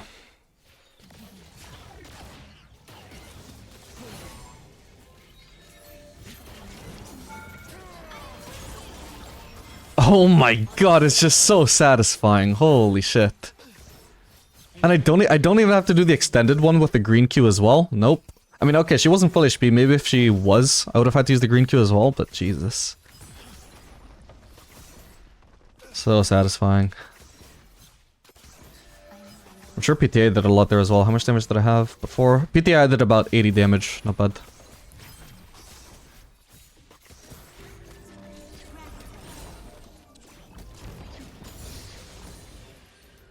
Alright, that's good enough. I'm gonna base now.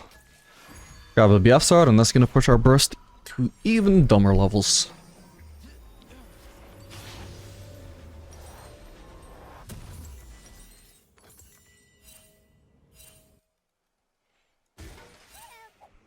Oh yeah, let me see the win rate on overheal on Jinx as well. Sorry, not overheal, the new absorb life. Okay, barely any sample size on it. So far looks solid, but I mean, I can't actually really read anything into it so far. It's below 1,000 sample size. Oh, I think Misfortune is trolling now. I only noticed that the data is available once I was already in Champ Select, so I didn't really get to deep dive as much as I would like to. I'll hopefully have more to report after this game.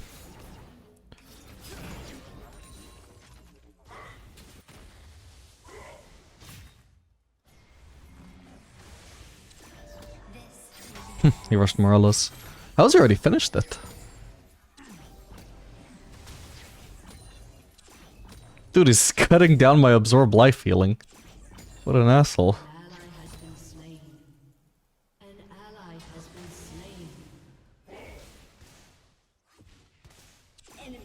What are you doing? That. Oh my god.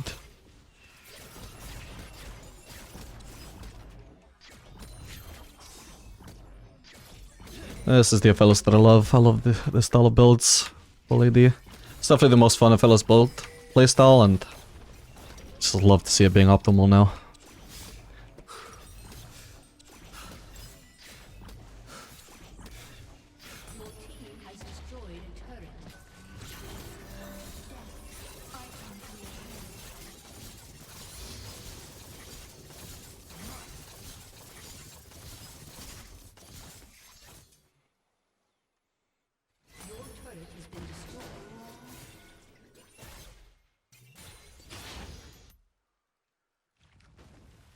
I could just start the Drake.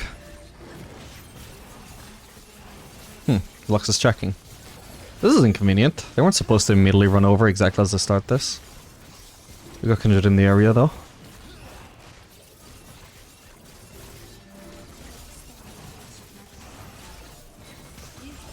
There we go. Figured she would get caught off guard by the amount of burst I was dealing. Oh. Why did she walk backwards? I was meant to hit her with QR.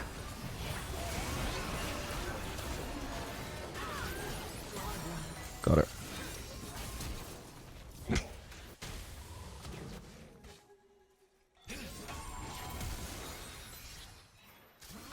Ooh, if Zerth got hit, he was probably dead. You can try and bait by walking here, give Poppy an angle to E. I don't think I would die. I have both summoners up. Where right now is shielding 289.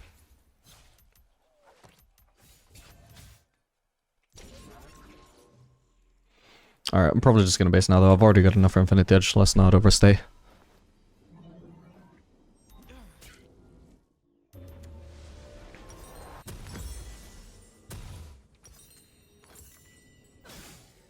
I mean, this game for sure, it has worked out better for me to build Collector than Infinity Edge, but that's mainly just hindsight because I ended up snowballing so hard with the Collector that I could buy before I would have been able to afford Infinity Edge. And also because on my second base I could just buy the Infinity Edge alt-right. Or upright. Which is usually not the case. Outright, that's what I meant to say. It's like neither of those sounded right. Okay. How much damage did I deal in one auto there?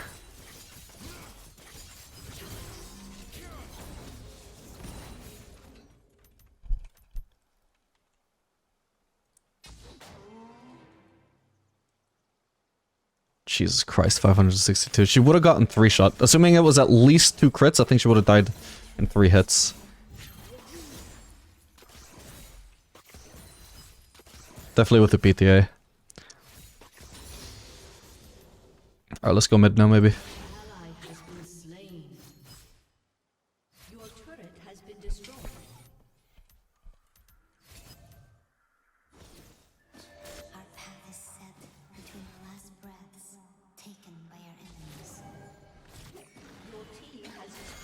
I'll look the flank, actually. Didn't realize she would be recalling there. Oh, she's still there. She's being really aggressive right now. Way too aggressive. Feeling I might have to flash if I want to kill her though, and I don't think that's worth it necessarily. What the hell? I tabbed right as she did that. Alright, nice. She dies. Sheesh, that damage. Dude, there's one Aphelios player I know who posts a lot on the Aphelios main subreddit. Who's always done builds like these, but he does straight up, I think, collector rush and sits on tier 1 boots all game and just builds as much AD and crit as he can. God, that guy is gonna be so happy on this patch. His build is suddenly so much more viable.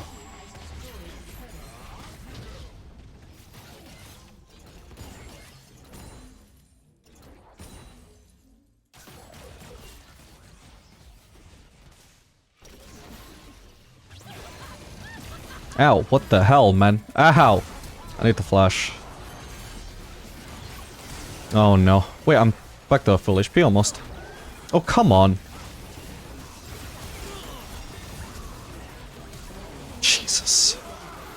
Got her. God, that was a weird fight.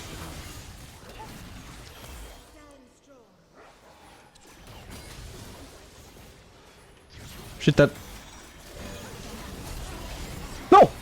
The barrier! Oh no, what? Ah, that's such unlucky sequence of events, man. Let me see that again. Ah, I just left her for dead after I did the auto Q because I thought that would 2-shot. I just didn't crit. 50-50 and I didn't crit. Actually, I didn't... Did I crit on the first auto at least? Okay, I did on the first one. Didn't crit on that one. Didn't crit on the second one I did, which I already expected her to be dead at that point, so I was like, fuck, I gotta do another one. And that one still didn't crit. Even though she did barrier, so you could see that as a bit of a bait. She still would have died anyway, if I just crit. Damn. A little bit unlucky for sure. Alright, what are we doing now? Lord Dominic's? Yeah, this puppy's gonna be fairly tanky.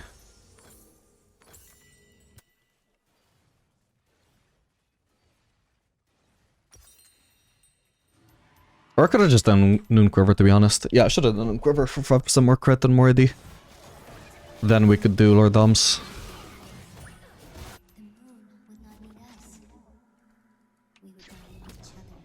The hell are you doing here? Your team is on Drake.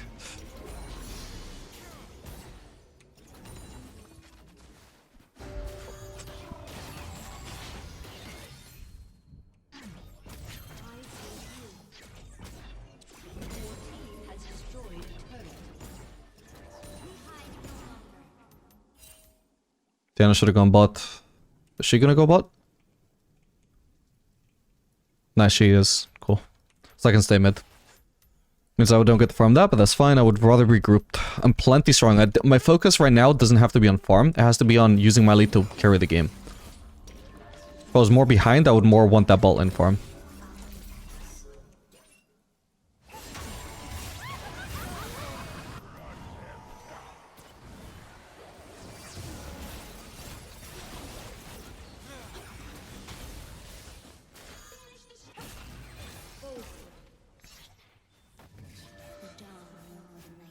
Lux is annoying though. Like a big downside of facing their comp is that Lux right now is the biggest threat on their team, and I can't really reach her. The biggest weapon that'll give me a chance to fight back against her is green.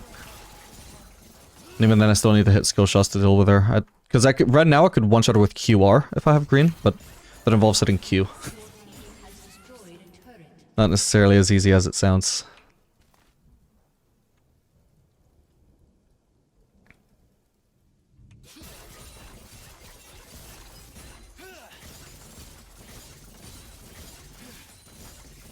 I could do Baron, to be honest. It might get stolen by Poppy, but... I do an insane amount of damage to Baron right now. If I do it right now. Oh my god, I keep getting blocked by him. I don't want to go on a long chase here though. Maybe if I just block him off. Nope, he's fighting. You think he knew that I stopped chasing? Okay, nice, nice. Okay, so Poppy's all the way across the map, so I'm gonna hit this once. We have 10 ammo, we red Q.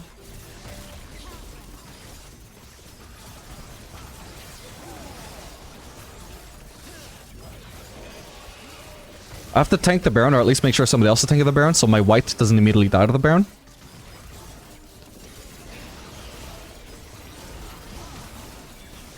Huge.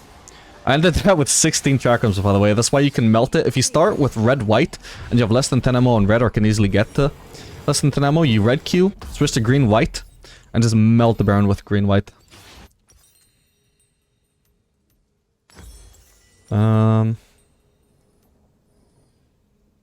Sure. Hopefully I'll have enough gold for Lord Dominic's on the next base anyway.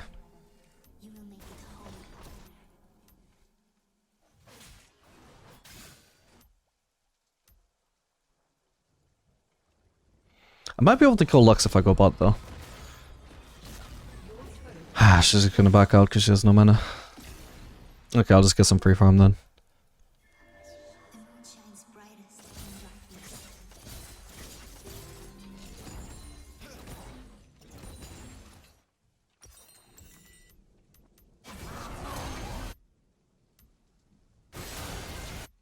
An enemy has been slain.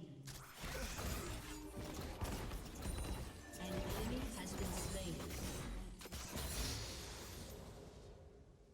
Killing spree.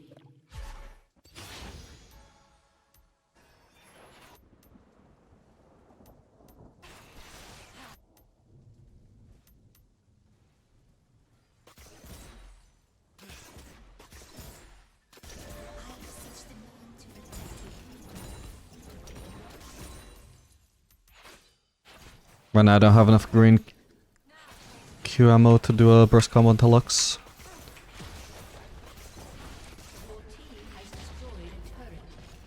I wonder if Misfortune would just get one shot by this though. Oh my god, she did! Holy crap, man. Oh. Man. Oh, that's crazy. Holy shit.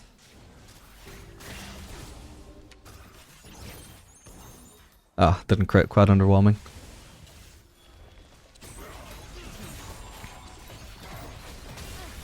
Oh, we're in bronze 4 now, by the way. I forgot to mention that. Or I forgot to update it.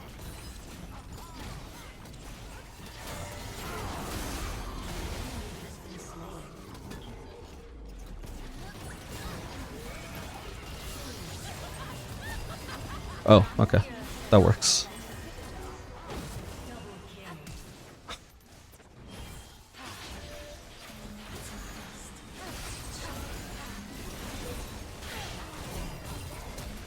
I was trying to kill her with just the blue AoE.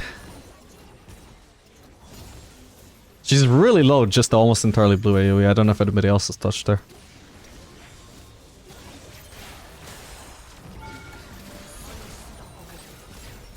Nice.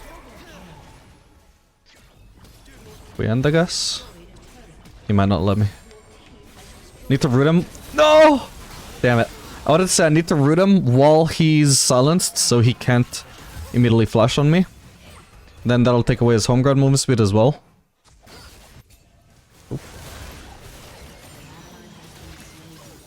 I guess we don't end.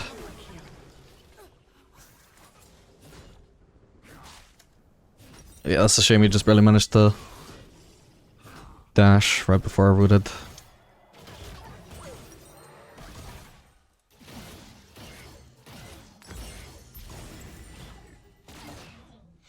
Okay, 100% crit. Now my combos are 100% reliable. Ooh, and a really sick thing about Really sick thing about Yuntal and green ult interaction, actually, by the way, is that green ult is basically two autos. You know, it's the initial ult hit and then the green mark on whoever you choose to apply that. So whoever you target with a green ult, the main target, you can actually get 2 Yuntal stacks out of it because they're gonna get crit on twice. Unless, I mean, that's how I assume it works. There is a chance that maybe the green ult or the ult hit just doesn't actually count as a bleed stack, although I'm pretty sure it does. But we'll see.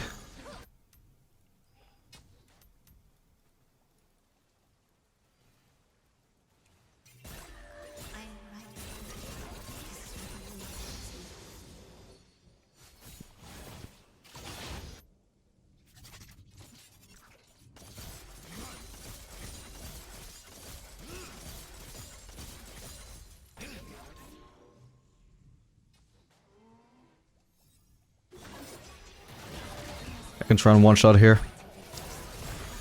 Oh, Poppy's almost dead to my red Q only. Wicked auto! There we go. Jesus. Should have placed that closer to me. Oh! No way, no way. Oh my god, I fucked that up so hard, man. Jesus.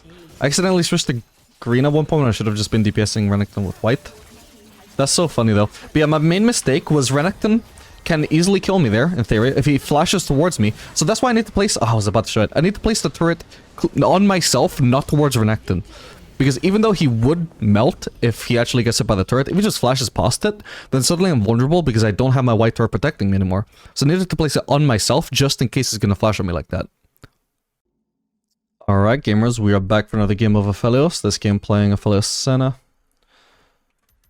Into Jinx Pantheon. I don't think I'm gonna get Senna at the leash. Oh well. So, another thing that seems to be the case currently is that actually PTA doesn't have as good a win rate as Fleet, even on Aphelios.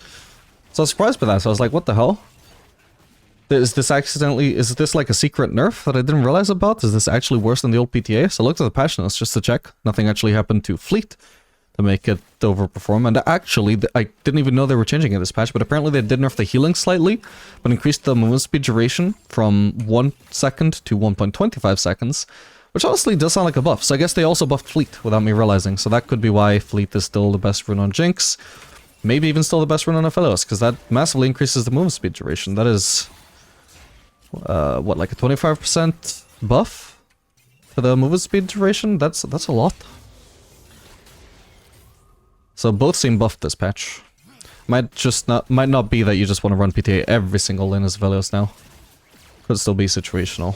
So we'll try out the Fleet next game.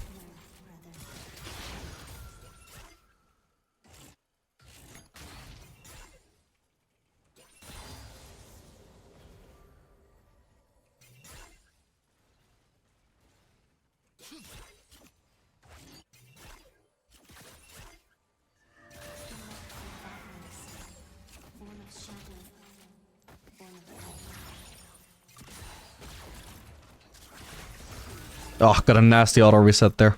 Should've tried to get the lost auto off for the PT as well, but I could just tell she was gonna walk back the trade into me there. But it's really bad for her if she stays in auto attack range there when I do that combo. Because then instead of landing 1 auto attack, I land 2. Well, she only lands 1. Ooh.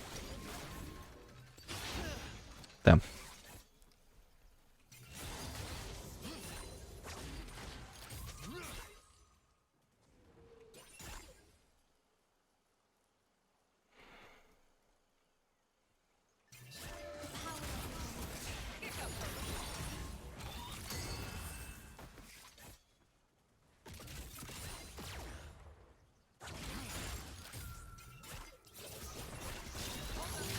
Oh man, I didn't get either one of those, that sucks.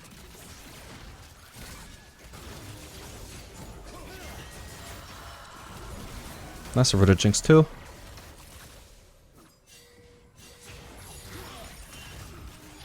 Apparently we might be getting ganked, so let's back off. I'm gonna place a ward. Should be fine. Nice, we could also be getting flanked. No, okay, we see Warwick, perfect.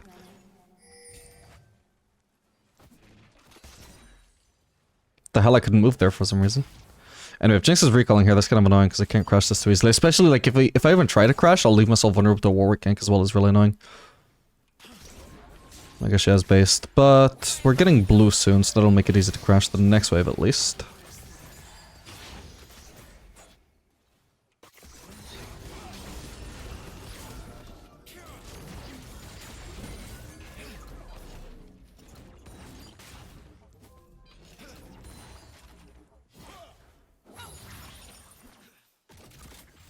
Alright, nice.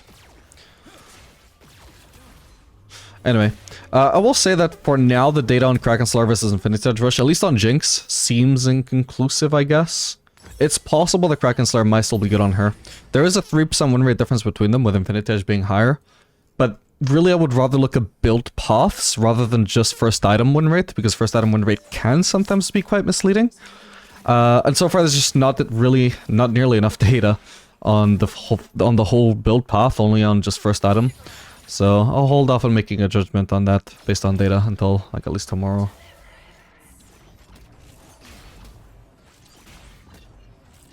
For Aphelios though, I imagine it should just be a clear-cut Infinity Edge. Could be wrong. But, I mean, you've seen how crazy the Infinity Edge feels. There's no way Kraken Slayer just feels better than that. While he's rooted there, I can just hit him with the Lost Blue Auto for the PTA proc. And he can't retaliate. It's a very clean trade.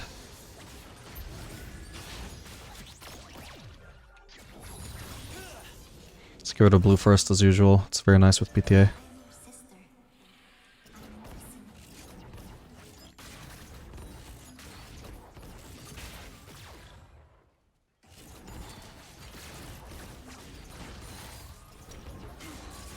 Ooh.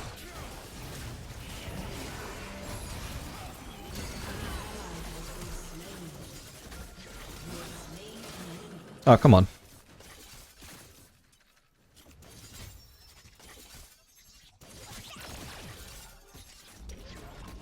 Ah, couldn't quite get him range over, and we might be screwed now, but we'll see.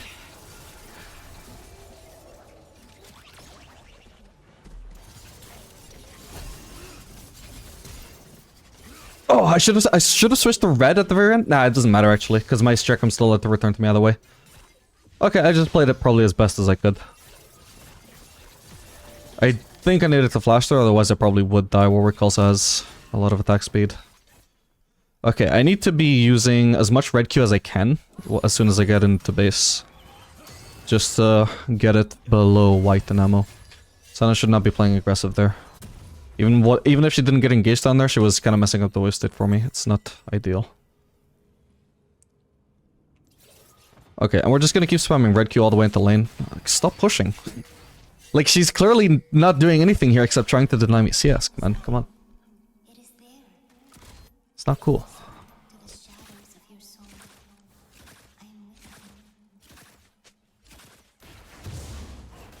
An ally has been slain.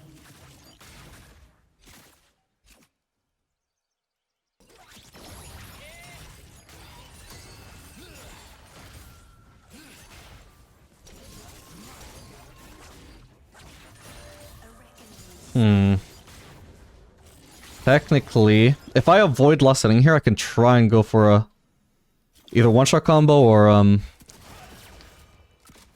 harass come out the Jinx. I'll just do harass if I land that. Oh, did I not land the green Q? Oh my god. Ow, ow, ow. Okay, we'll land some damage on him at least. I guess my green Q must have not landed. That or I somehow fucked up the reset.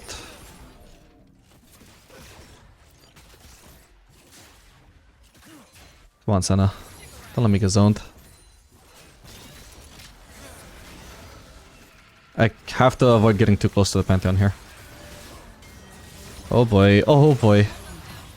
Oh man. Yes, she's dead. And Lee Sin just barely lives. Good tank from Senna. In case he was gonna get it.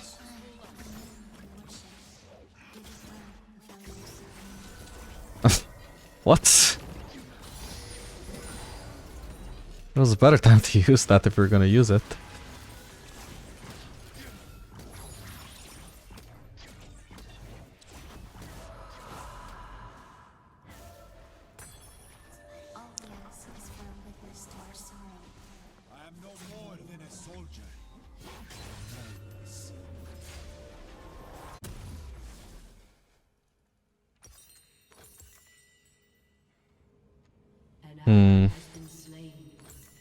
We'll get another longsword just to build something out of that. We'll eventually upgrade it into either like Serrated Dirk or Noonquiver or something. Their comp might get somewhat tanky this game, but not that tanky. So it might not be a collector game. At least not until 4th item. Granted, we could try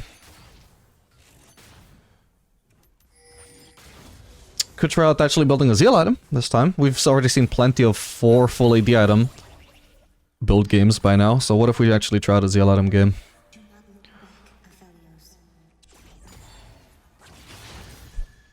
How about Infinity Edge into Phantom Dancer? Sure.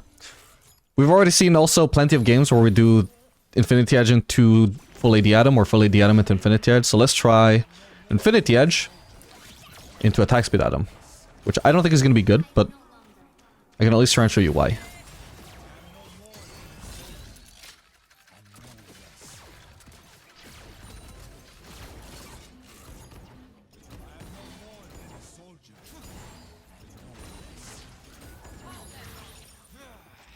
Nice juke. Are we getting ganked or what? His positioning feels really aggressive. But he could just be playing stupidly aggressive. Oh man. Oh, he didn't even go for me. That's why he juked it. And there was a Warwick around. I knew it. Okay, well, I have no more cooldowns.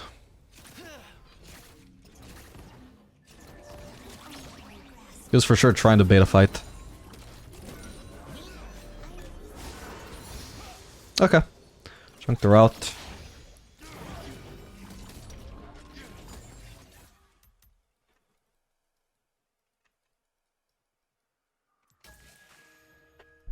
There's no Drake up, so Warwick could still be around. Oh, Pantheon is mid. Ah, she has fleet, so it's so easy for her to run away, man. Especially with the new fleet.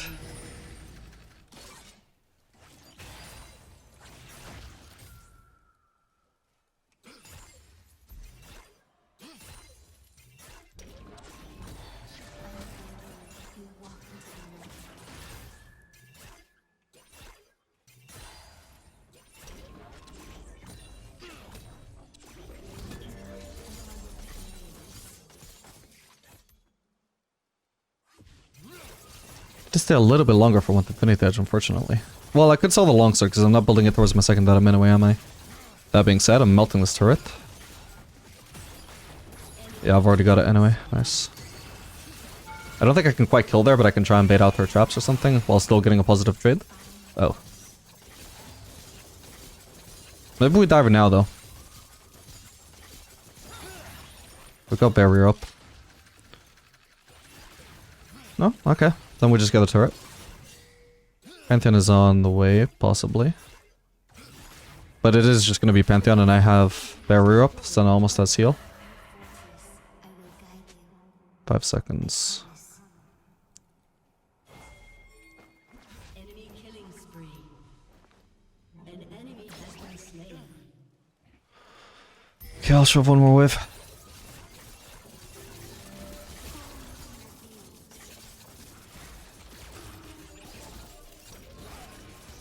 She's dead.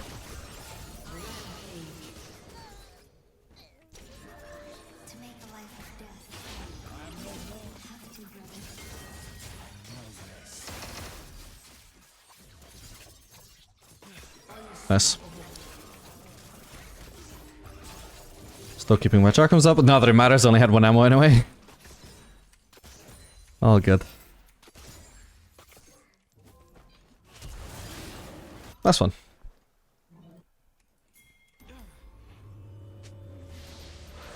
Oh, she meant bigger. Well, I want to go mid. Zeal is also a pretty good component, by the way. I don't like it as much as Noonquiver, because it doesn't give AD, but it also gives 20% crit chance. So we're currently sitting on 45%.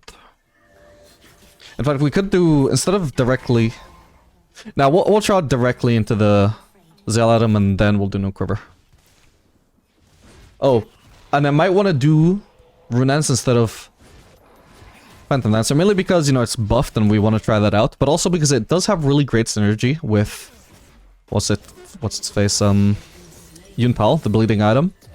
Because we can actually make multiple people bleed for 100% value on each one. Probably should have tried to harass him with blue Q there actually while I could. While I had green-blue.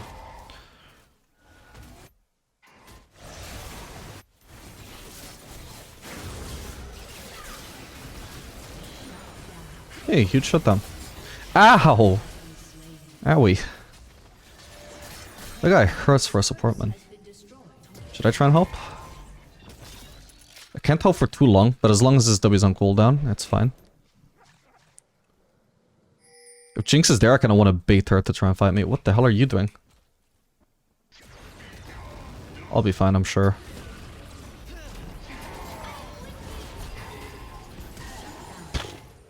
Okay, it was close. Oh my god, wait, I accidentally popped towards her for a second. Also need to try and nut out of the Jinx rocket if it's gonna come. Keeping an eye on her while I walk to base. Looking like I'm fine. Alright, we'll do Runance. Runance Hurricane. Oh, by the way, the Iron 1 on my screen, that's not because I forgot to update it, by the way. Even though I was right the last game that it was Bronze 4, not Iron 1. You see, there's been a ranked reset since, like 2 games ago and now. I completely forgot. During last game when I said I was Bronze 4, I actually wasn't Bronze 4. I'd been promoted to Bronze 4 in the previous game, but then the ranked reset happened and I was back to being unranked. So I promoted to Iron 1 from the previous game, again, for the second time today. On the same account. And this game I think takes me back to Bronze 4 for the second time as well.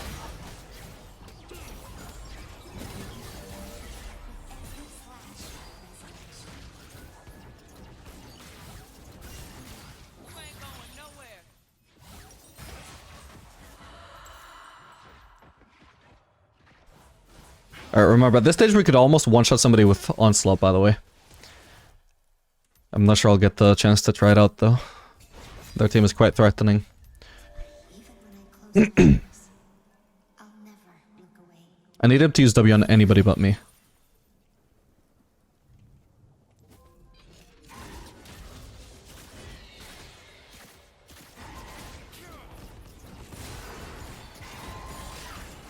Well, the farming is nice. Oh, there's a Warwick there. We should probably try and help out here. He's dead.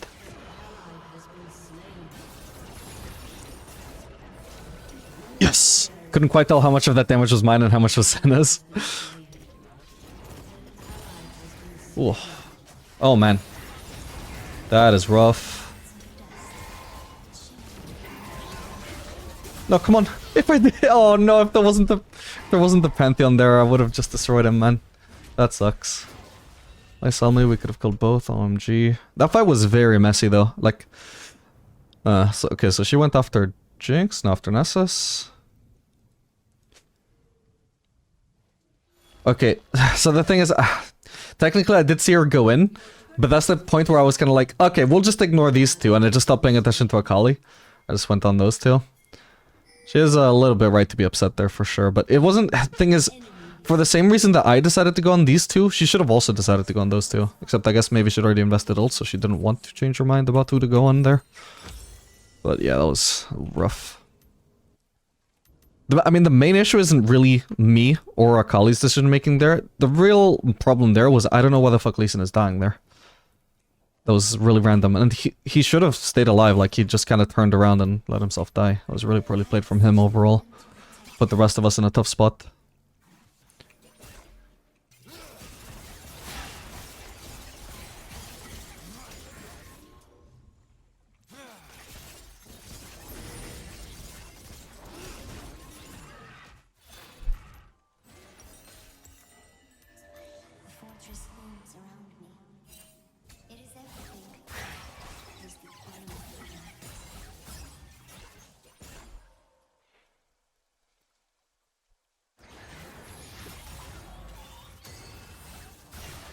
They have way too much point and click CC, man. Nasus W, Lissandra, Pantheon W.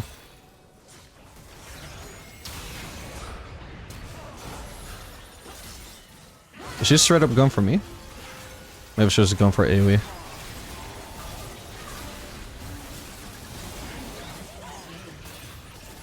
Oh, nice. Wouldn't quite be able to kill him. Okay.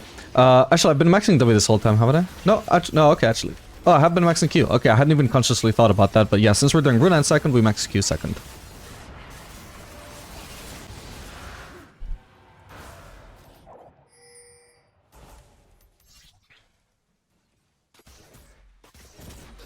Most of my subconscious realized that, even though I hadn't thought it out loud.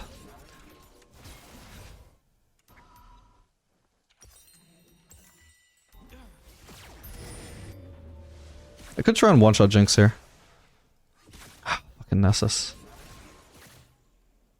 Never mind then.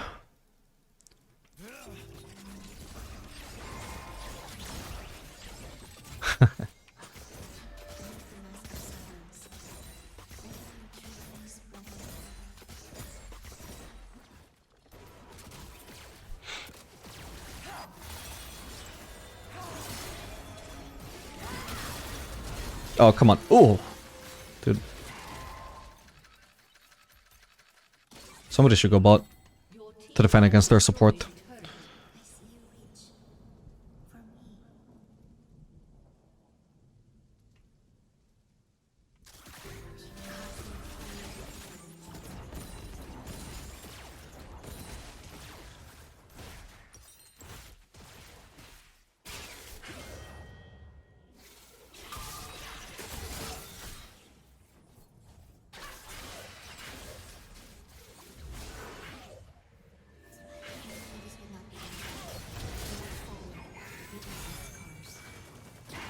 Ooh, nice.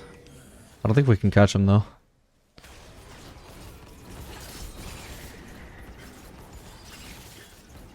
Oh man.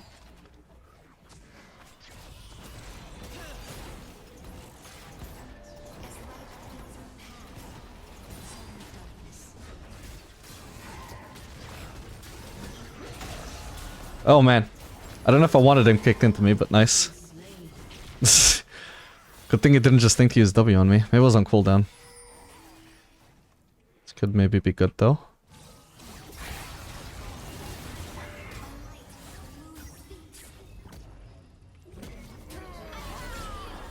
Does she have ult?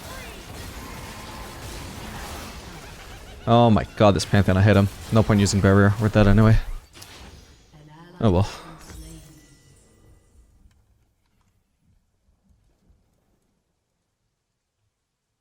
I feel like I definitely would be doing more damage though if I'd just gone for an AD item instead of Zeal. Or instead of, sorry, Runance.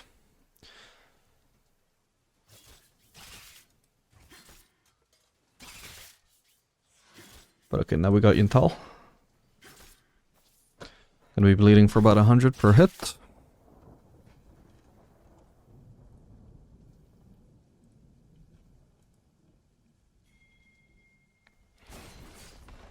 Next up, we're just gonna need Lord Doms to take care of Nessus and his Frozen Heart. Darkness and light.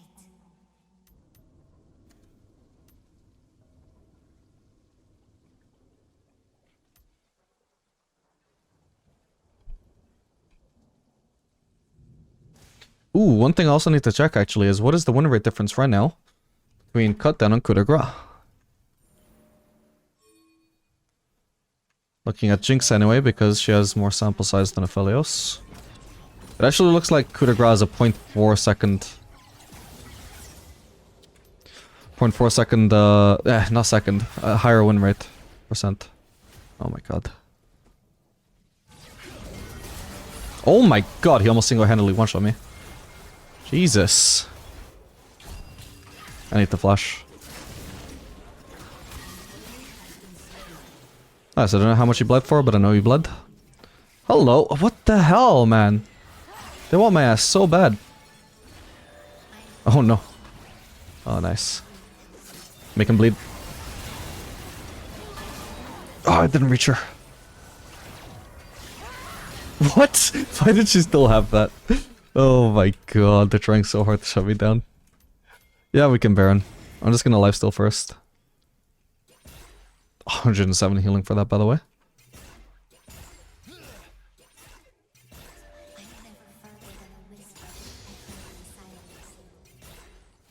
I'm on the way.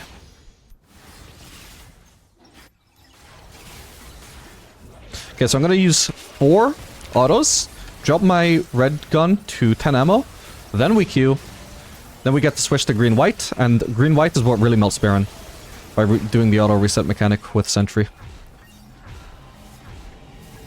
Auto, auto, auto, auto, auto, auto, auto, auto. Destroys anything in your path. We'll Soldaron's wait for a quick look.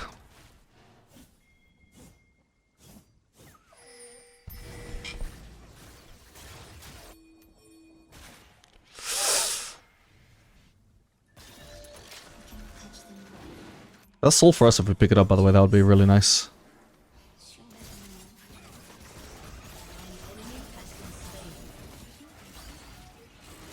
Nice. Auto, auto, auto, auto. Remember, to do that trick, you have to switch to green. You drop your white turret and then you switch to green, because your white auto attacks, your chakram, doesn't return to you fast enough to get the auto attack reset.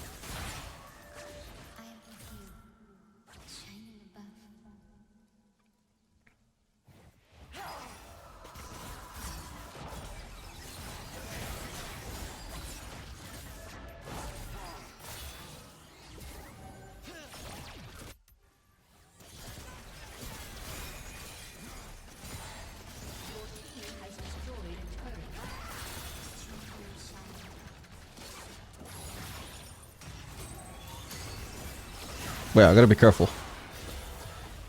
Oh, she got stunned. Oh my... Oh, that's Akali. I thought that was an enemy flashing onto me.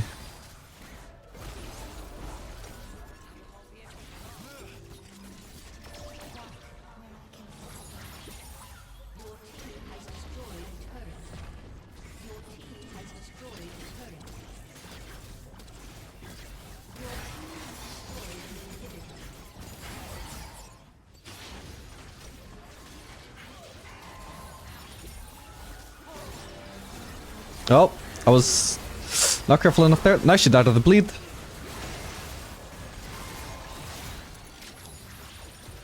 Oh, damn.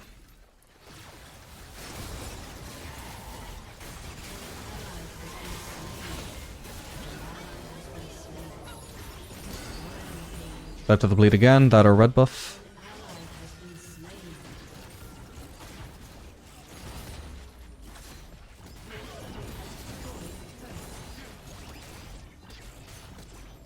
I mean, the problem is I don't even, like, really need attack speed that much. I'm just, like, one-shotting people.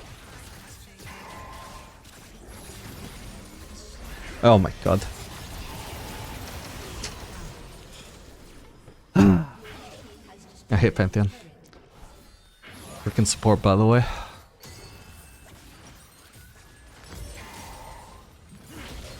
We'll probably do vamps up there. Should be better. Alright, let's see. Jinx, cut down win rate. Very similar to coup de grace, but lower. What about...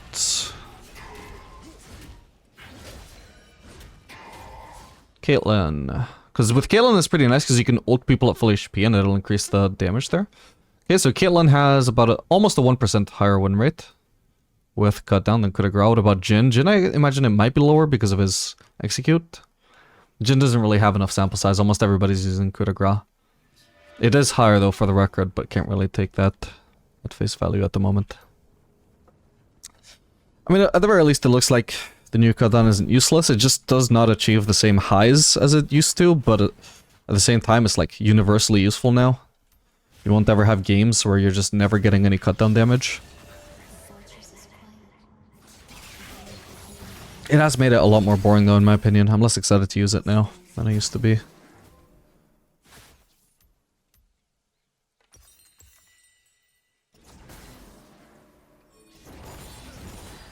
That is what I love about Rune, is those melting those camps in 2 hits.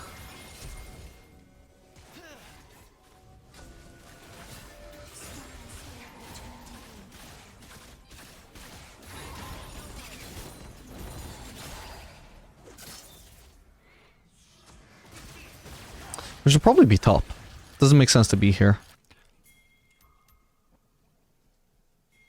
I'm gonna lead the charge towards top lane.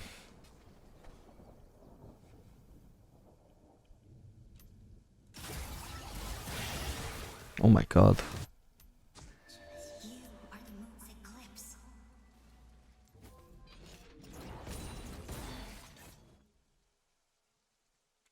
123 bleed damage right now.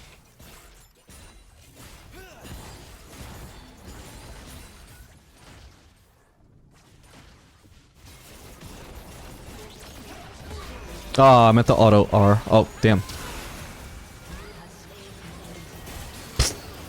No counterplay, man. Fuck, but where's my team? This wasn't supposed to be a two-man effort. My bad. I should have spam pinged them when I realized they weren't coming. Which I didn't realize they weren't coming. Needed to pay more attention to that as well.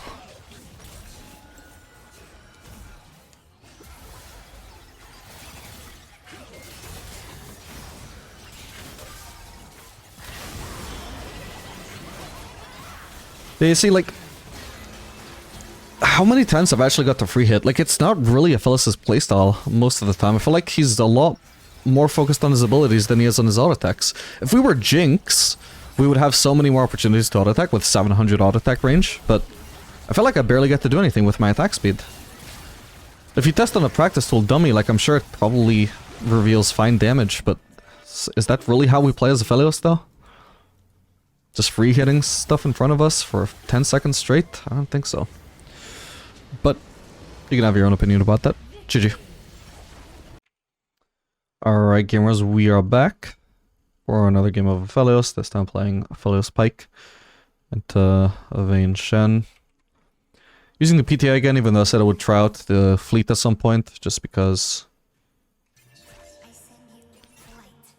we have Pike who's going to be wanting to engage. We're going to want PTA to capitalize on those engages, follow up as effectively as possible.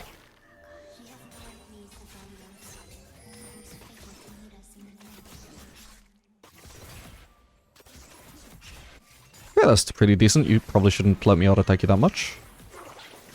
Don't get the support of Pike there, unfortunately, but oof, my range advantage over Vayne is brutal. She's also running PTA. Oop.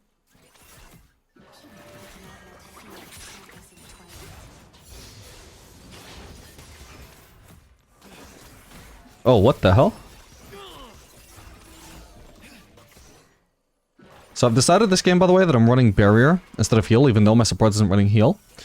Early data on Jinx, at least, shows Barrier to have the highest win rate. It's very low sample size, so I wouldn't take that at face value, but, you know, I just want to try it out, because it might actually be the best. Now that it got buffed. It's just a full minute cooldown lower than Heal, so for individual, survivability is so much better than Heal. I think I'll just base here. Also, what the hell is their comp? Oh, Pike! Oh, buddy. Huh. Damn, I could've got that plating. Well, at least that's just to go to the support, huh?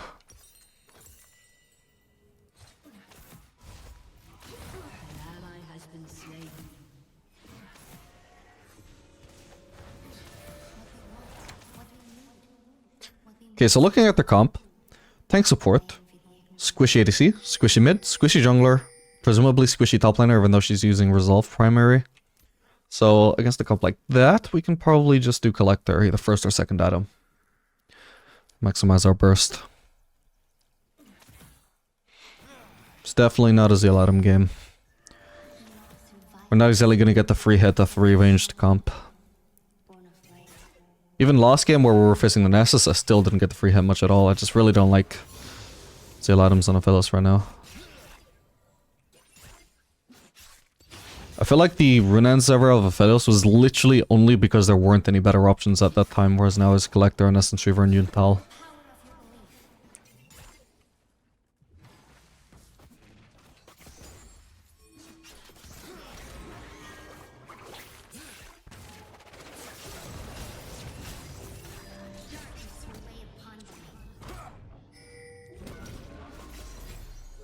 I'm not gonna kill him though, so I'll leave it. Oh, I just barely didn't get it. Okay, I figured she would try and use E there. I figured even if it did knock me against the wall, it'd probably be fine overall. We were fighting in our wave. What the hell? Got her. Yes! Just barely got him. Nice. I was like 50-50 whether I misclicked the minion there or not.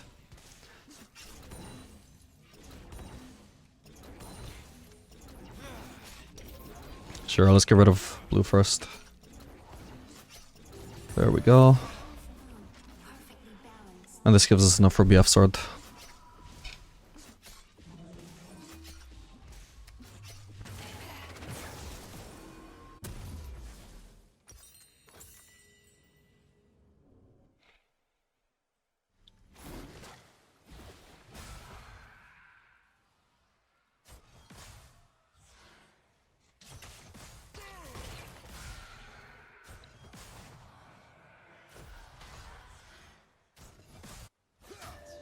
We cannot touch the moon, but its light can touch us. Shouldn't that be enough? Light on our fingers. Could also do Essence Reaver. I feel like Essence Reaver might be definitely better than Collector, Rush, or Second Item into tankier comps maybe. Because you do get cooldown reduction as well as something important not to forget. Like say I'm fighting a tank and I have enough, like I'm using red-white, right? And use my red Q, generate some chakram, start DPSing. The lower my red Q cooldown is, the more chances I can actually generate chakrams twice in that fight and DPS even harder from that. So I might just try out Essence Reaver again this game. Not that their comp is really tanky, like if anything I should have tried that last game, but I mean we are facing at least a tank support. And as far as the, you know, if we're gonna call it anti-tank in a way, as far as the anti-tank items go, still, you know, super effective against squishies, giving 65 AD. You know, it's a lot better than the fucking Zeal items, which are pure DPS focus.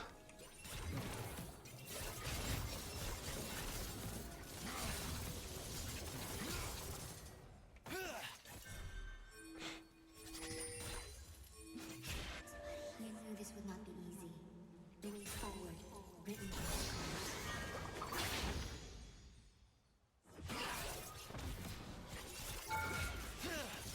Wait. I lost PTA auto.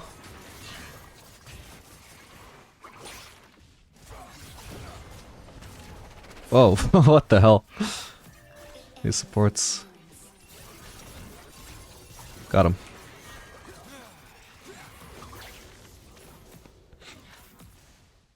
I'll just hold on to this last 2 red ammo.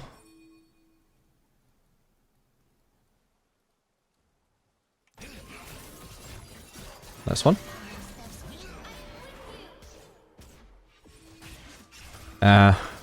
Okay, she died anyway. I was trying to get past the minion so I could Q her before doing the lost auto, but it's fine.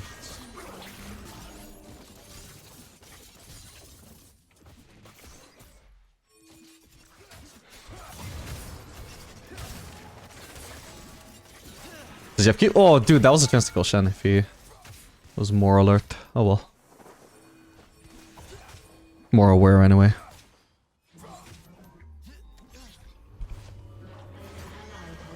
Do not fuck up the wave state. Do not bait a fight when I'm trying to base.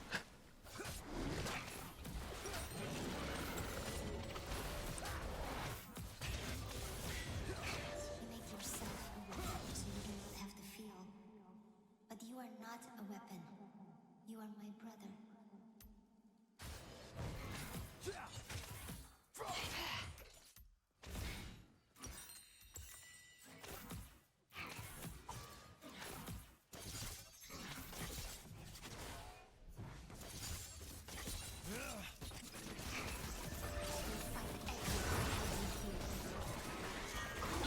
Oh, I missed the cannon. No. Damn. Maybe Pike gets her though. He does a volt. Nice. We got it. Didn't need to miss the cannon for that though. It's just 90 gold. I'll never get back.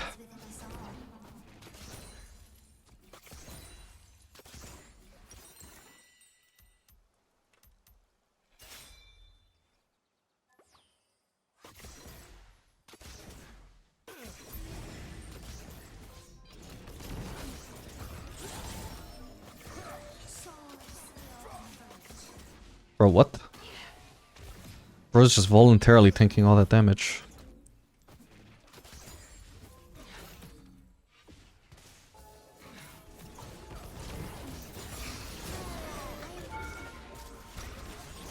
This time I got it. Nice. I don't think she would have died without getting hit by the green Q. Perfect. That was clean. Last one, listen. I need the base. Ooh, that's a Shen ult.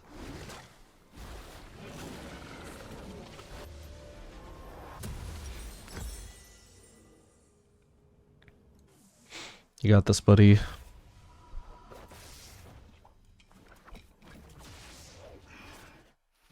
An enemy has been slain. If pain is what awaits us in the darkness, brother, we must run to it, unafraid.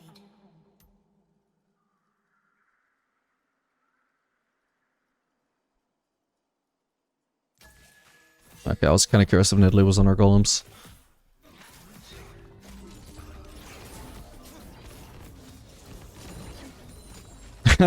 You see how I just used my blue Q and immediately went back to full mana? That's because each individual auto attack from blue counts for Essence Reaver, so I gained like fucking 100 mana from that. An ally has been slain. Every slash, resurrection.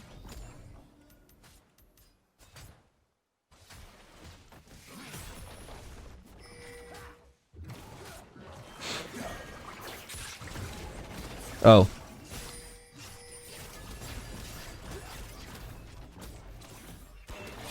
Oh, so close. Oh. Damn, if only I had ult. By the way, my ult cooldown goes from 120 seconds to 96. Goddamn, so it reduces by 24 seconds when I buy Essence Reaver. That's really not bad.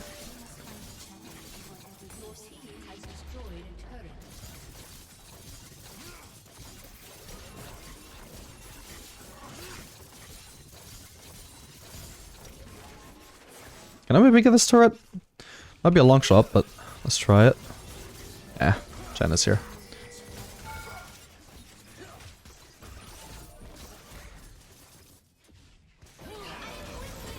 Oh my god! What? Dude, I only have one item, huh? Besides that, the only thing that matters there is that I have a 2-level advantage, but Jesus. What the hell? Did I like get super lucky with crits or what? I need to review that in a sec.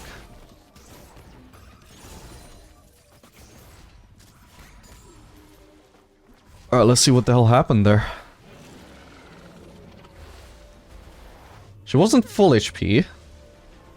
I got at least... Oh, I got like 2 crits there. So I think that was really lucky because I only had 25% crit chance. But Jesus.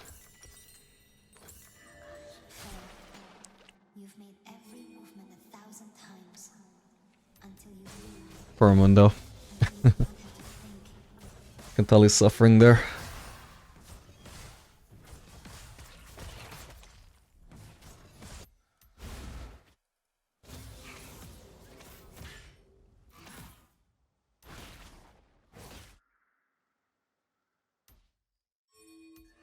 You are not alone.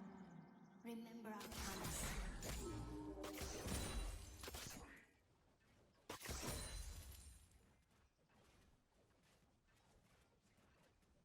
Your team has destroyed a turret.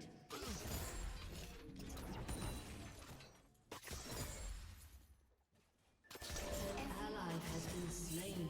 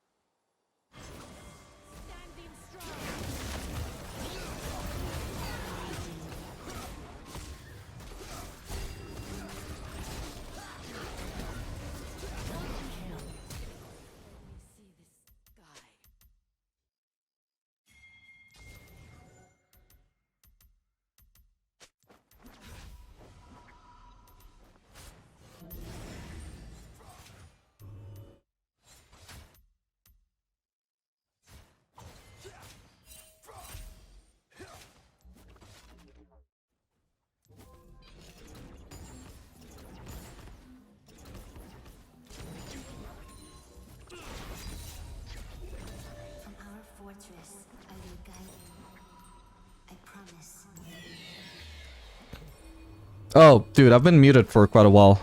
I wonder how long. Damn.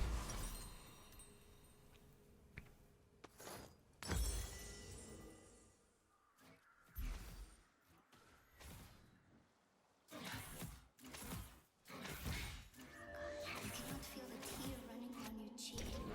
Oh well. I was basically just saying, because I actually have a huge shutdown, like maybe it's actually for the best if I, not necessarily down on purpose to Shen, but I probably shouldn't have flashed. It was probably not worth using flash just to avoid handing over my shutdown to the support of all people.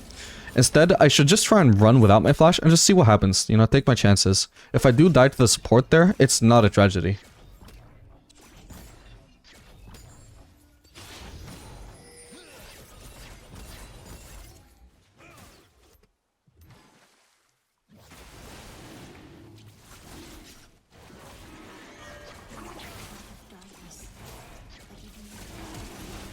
Oh, my bad.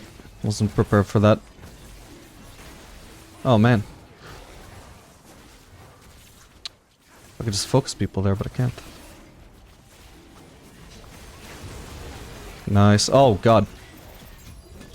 Nope, wrong ult. Okay, at least we kill someone. I meant to use red ult there though.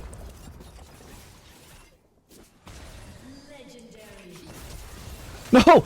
Shen! No! He blocked my red Q onto Nidalee, man. Holy shit. I don't think he realized what he was doing there by flashing in front of Nidalee like that, but I suddenly couldn't focus her. Ah, that's tragic, man. Oh well. Gonna be another quick look here since I can't afford berserkers.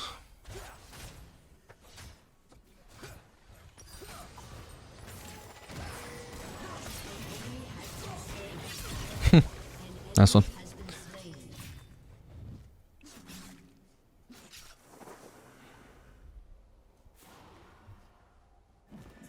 I will not let you die.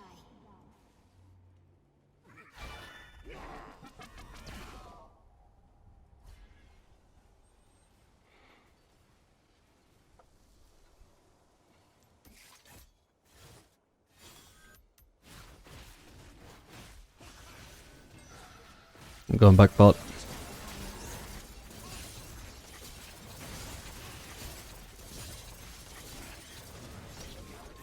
Just taking the small ones on the way there. I'll get the red buff too.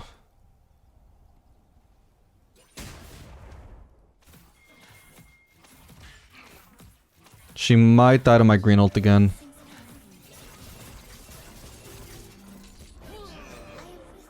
The hell? She must have flashed, right? Oh my god. No, I'm sorry, Pike. She plays so weird, man. Oh well. Does seem to me that she flashed, though.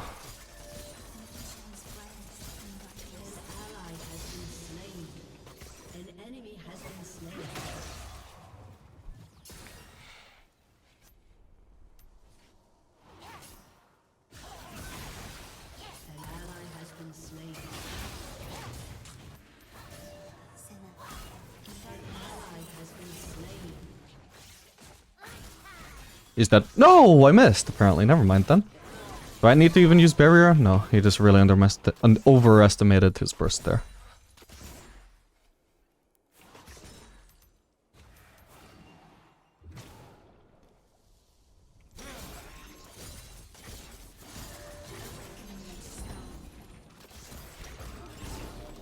Oh man, why? He just randomly took the cannon, which I might have missed anyway, but you could tell he wanted it. Oh! ADC very feeding. Oh, he means Vayne. Oh no, he means me being fed, I think. Somebody should go bot indeed. Think it's gonna have to be me though. Veigar's unwilling to leave mid, even though it means that the fed ADC has to be grouped to less.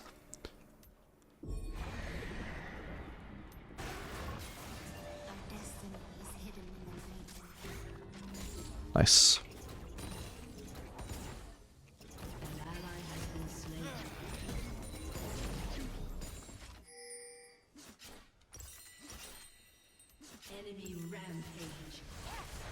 Well, if I base right now, I can just get And Quiver under another crit cloak, so that seems like a pretty big power spike. I'll base for that.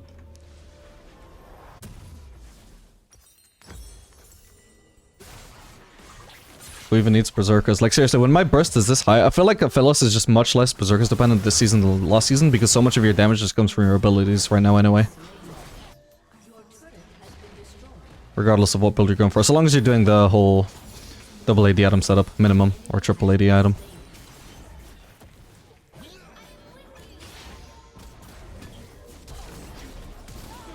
Oh! Now am I a clean Aphelios player or what, man? Jesus. I've never done anything that clean, but well, okay. I mean, I haven't done that particular move before, I should say. God damn. But you can just do that kind of thing more often now because your abilities hurt so much. Like in previous seasons, even if I was this fed, I don't necessarily have the damage to just dual one-shot off of purple Q and blue Q, right? They would need to be low already, which just limits how many kind of plays of that nature I can make.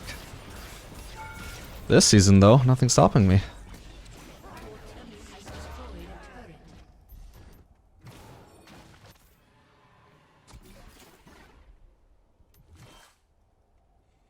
If I can actually afford a Bloodthirster when I base, then that's what I'm gonna base for. I have enough crit, I have enough burst damage, and I mean, Bloodthirster will also add enough, add more burst as well. The only downside is no crit, but I think if I already have enough crit, then fuck it. I'll see if I can stick around for Bloodthirster. Are they on Baron? Surely not. I mean, they might start it now. Yeah. But they're not on it yet.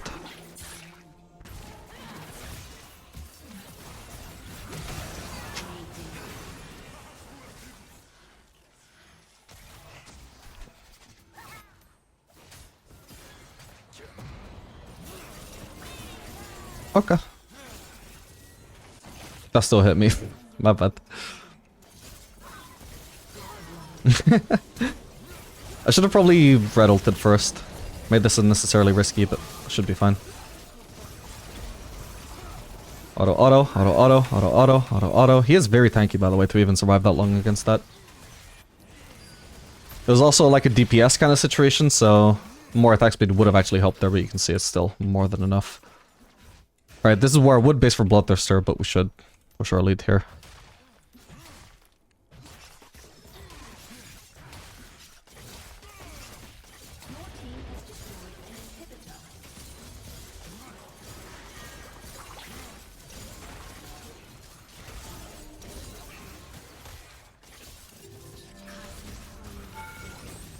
Oh my god.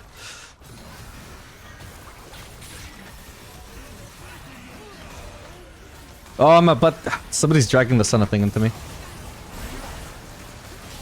That's sad. I shouldn't have been rooted there.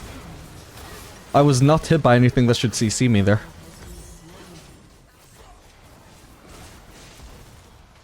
Look at that. Like, Mundo, just walk to the right, man. What the hell? That's like he was trying to get me killed. And the funny thing is, he doesn't even get rooted himself. He literally just dragged his problem towards me when it wasn't even a problem for him. This only fucks me over, it doesn't do anything to him. God damn. Why did my blue key not proc there, though? Or maybe just... Oh, it went on to Shen, okay. Because I was taunted by Shen, it just meant that I procced the green mark on Shen instead of Senna. Wait, hold up. Oh, no, yeah, my crit is fine. For a second there, I thought... I forgot that Bloodthirster isn't a crit item anymore, so I was like, wait, what, I have 5 crit items here.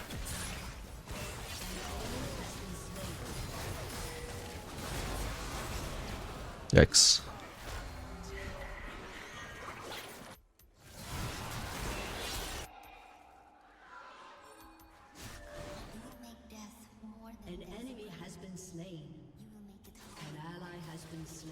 Let's push top, maybe. Drake isn't up for another 2 minutes.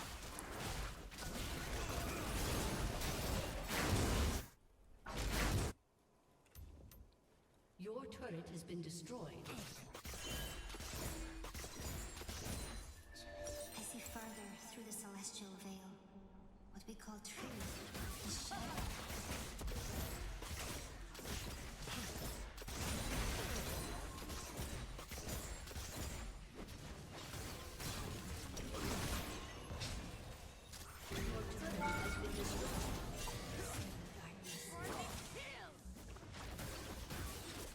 It's risky to walk up in case I get flash taunted by Shen.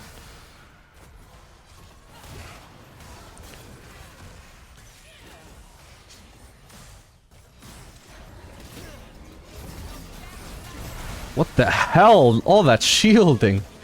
God damn.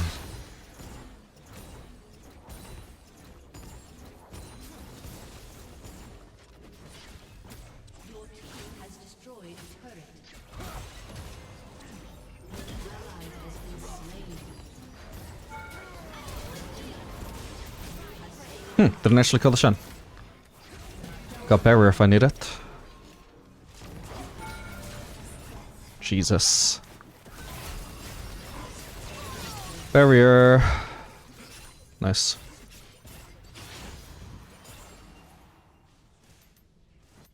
Can I end? Actually, well, Senna's up in 4.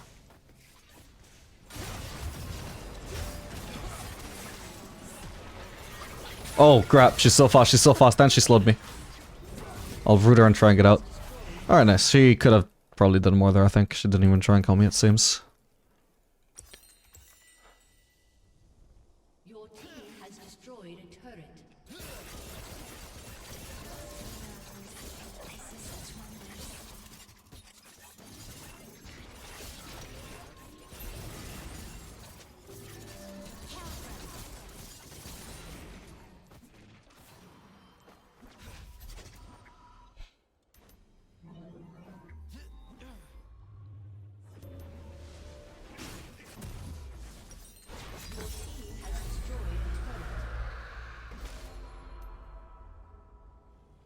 We can sit on Zeal at least for now.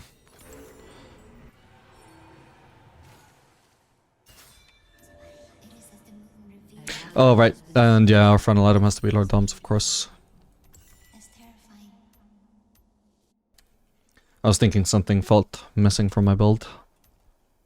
Maybe I should have done that instead of Yunpal, actually. It would help a lot against the Shen. Do you think I one-shot Italy right now if I green ult her? Ah, well, she's not gonna let me try. I think I probably would have, though. Each of us, an offering. The hell?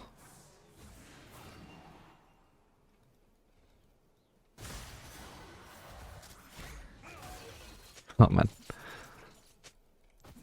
Anyway, teams, fuck you, I'm trolling now, I'm trolling. Don't help and don't finish, I'm trolling. It's good to know, buddy. Do what you gotta do.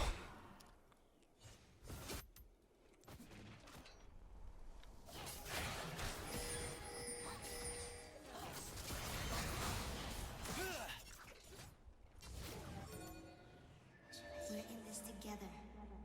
Darkness. I mean, we may as well push mid now, the inhib is back up.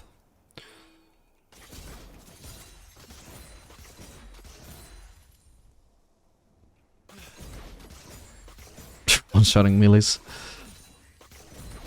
Is this the first full build game we've had? Possibly. Just dropping a random white turret because I'm running a bit high on green ammo.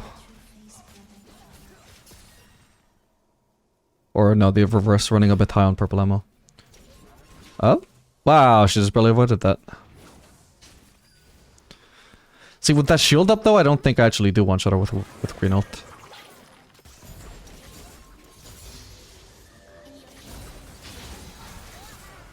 Oh, didn't see that, my bad.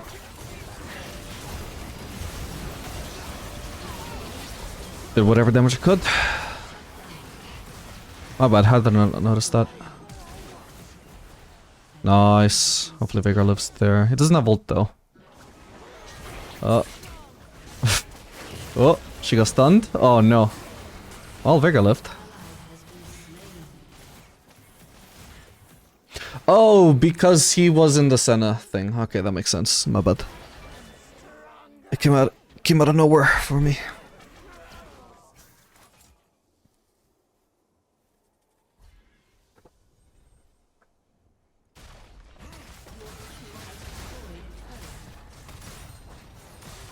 Can't get Lord Doms yet. I mean, at this point, I may as well just Just as I'm sitting on a Zeal to later sell it and go Lord Doms, I may as well just sit on a Phantom Lance or a Runens. Later sell it. Oh, so this is probably troll, but I need to know. Did they fix the thing where it only lowers the cooldown of your main hand weapon and not your offhand? This would usually be either Phantom Lance or Runens. Do not build this on Aphelios, but I must know for science.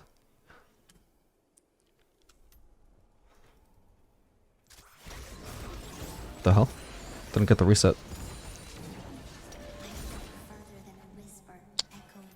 Hang on. Need stuff that I can hit more.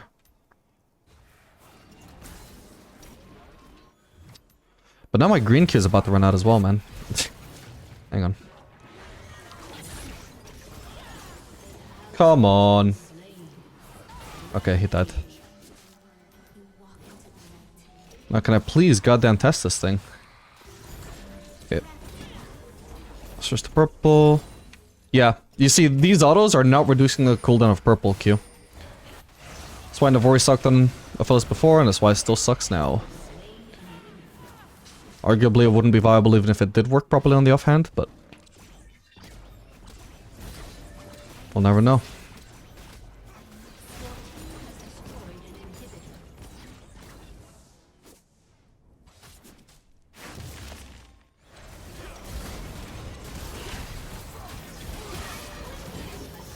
Come on. He is bleeding hard, by the way. That did 400 bleed damage. Okay, nice. We filled up.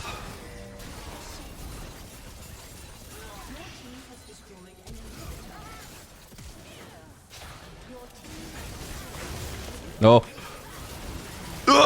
Team! No! I mean, at least he's dead. Alright, GG.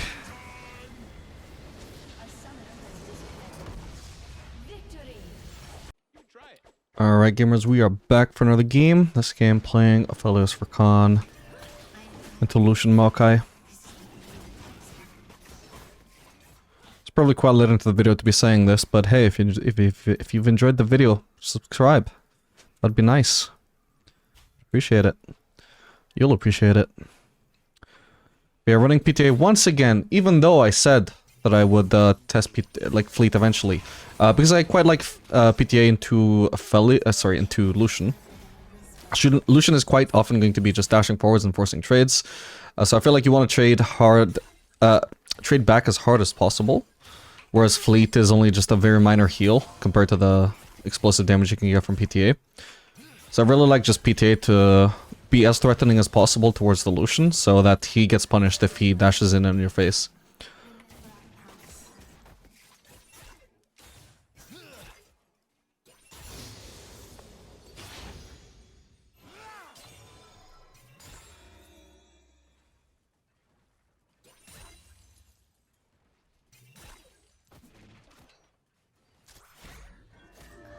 Jesus. Is he actually trying to run out of the range of my green? That's funny. Okay,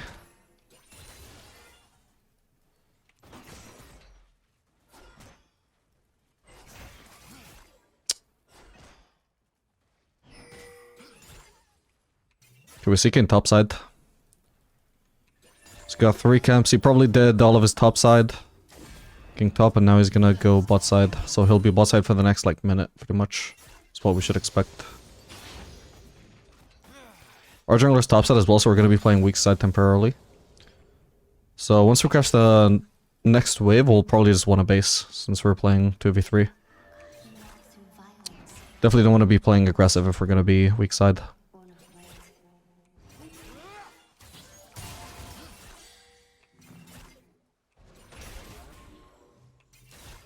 Here we're pretty much protected by the mini wave, it's no problem here.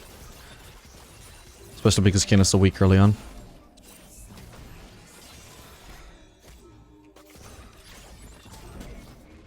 Alright, time to base.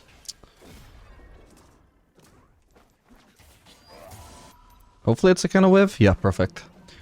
That makes it so they can't crash this next wave to punish my base. Alright, since we can't actually afford pickaxe, we're gonna do the double longsword, and that can just build into Collector.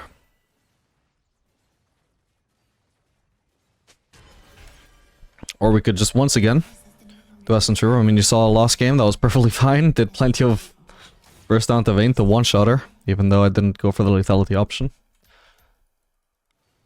But their comp is once again just going to be majority squishy, and unless that king goes really tanky, but I doubt it.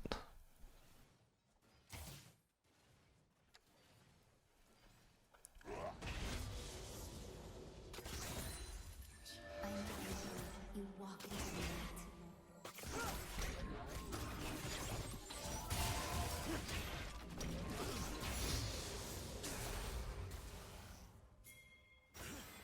Whoa. Okay, I thought Verkan was gonna knock him up. Gonna start putting points at the E since we have double longsword. We probably don't want to go too deep here, but...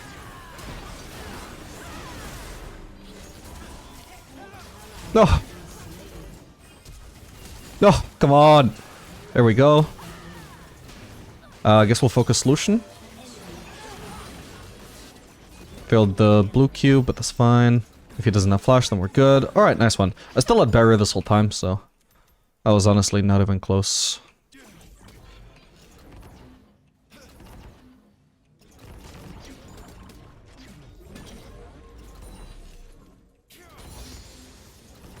No, I should have been extra careful to get the cannon, my bad. I'm not gonna go for the plating. I just want to get my base off. I've already got the F-sword anyway.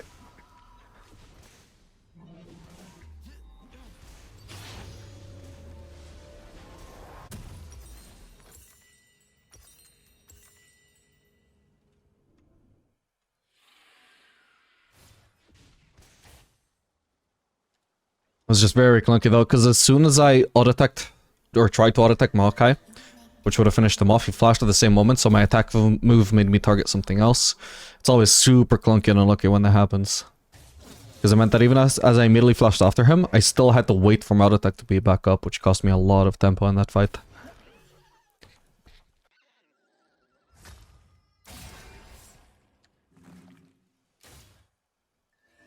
You knew this would not be easy.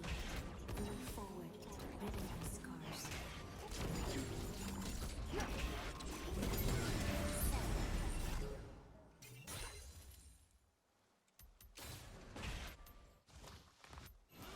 We can do Drake here. Maybe I need to back up Khan though. Nah, it's fine.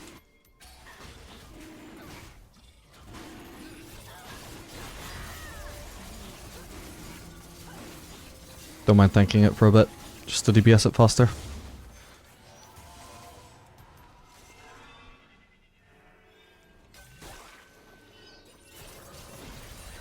Ow. I didn't even see this happening. If pain is what awaits us in the darkness, brother, we must run to it, unafraid. Hit it! Ah, damn. You probably shouldn't base here either, he's full HP, full mana. It doesn't make sense to base right now. Oh well. We're in a safe spot at least. So safe, I'm even gonna take some risks and actually attack the Maokai. Oh. Not my greatest moment though. This could be worse though. Still got barrier. But I can't quite finish him. Damn. That's rough. Oh god. Another fizz. No, man. Ah, that's so annoying. But Rakan should have been here the whole time, you see. Like, granted, I did kind of bring that on, but like it was a good fight overall. Even 2v3, I massively like outtraded them in the trade. Outplayed them in the trade. But it's the fact that it's 1v2 instead of 2v2 that makes it so even with that massive outplay, it still ends up negative for me just because it just so happened that I ended up getting ganked as well to make it a 1v3. And the whole time, Rakan all he based for his steel caps. Like, it wasn't a huge base. He didn't need to do it. It's just unnecessary to leave the lane if you don't need to leave.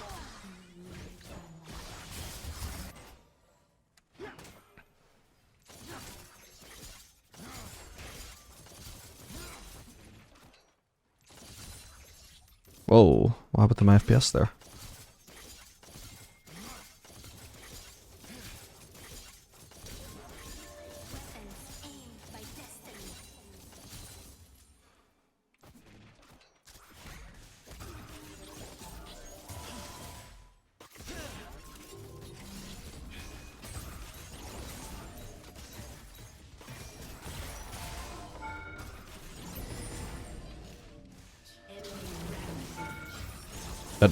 Nice one.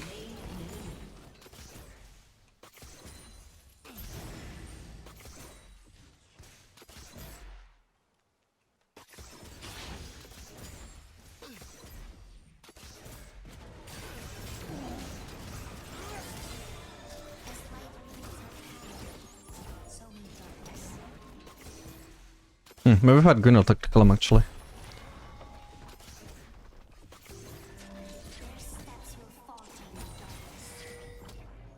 I actually still can't decide which item I want to go for here. Essence Reaver or Collector.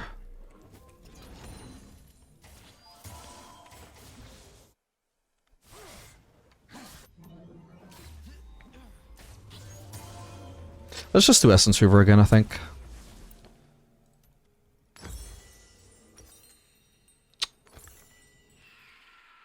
Really annoying these bases where I just can't get Berserkers.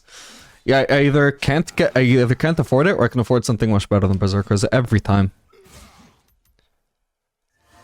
You cannot feel the tear running down your cheek. I cannot wipe it away.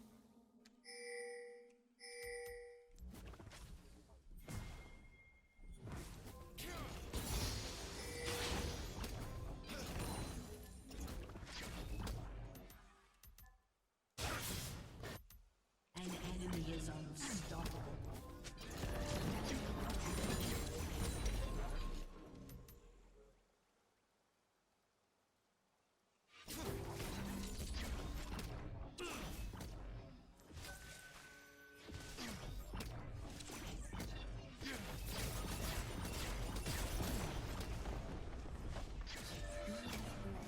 So they What the hell? I've got Red Ult if I need it, and Barrier. But to be honest, I wasn't sure if the heal would come in time. Damn it. Kind of wasted that Barrier though. Oh well.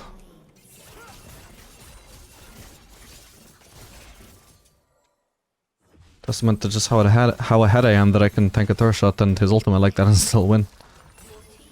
But it's also really not that good a matchup for Lucian, especially if he's not paired with Nami. As long as you run Barrier, then you really are just too tanky for him to take care of. Even if I didn't have red, I was still gonna survive that, so long as I have Barrier up. I was already running Barrier in this matchup all the time, even before the Barrier buff. Oh, thought he was coming in here. Alright, I'll base, and what do you know, once again I can afford a component much better than Berserker, so I'll have to get that. Oh, but I can actually get a dagger this time. An ally has been slain. follow my voice. I miss Release Aphelios. Release Aphelios would have been able to lost hit that minion from base. His green marks are at infinite range. Literally global.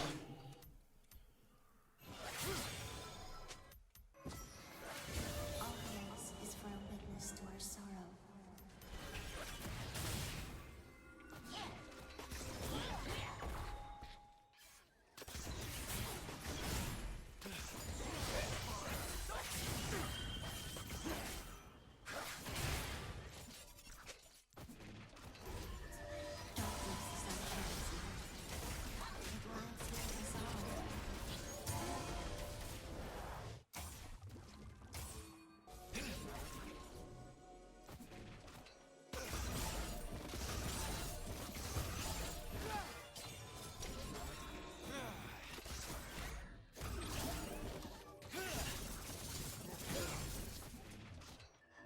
Walk where I can Ult him. Whoa. It's not worth trying to flash on him to kill him, I think. Even if it works, like, it's just not a good use of my flash right now, I don't think. Gotta be careful near Fizz right now while I don't have Barrier up and while I'm not full HP.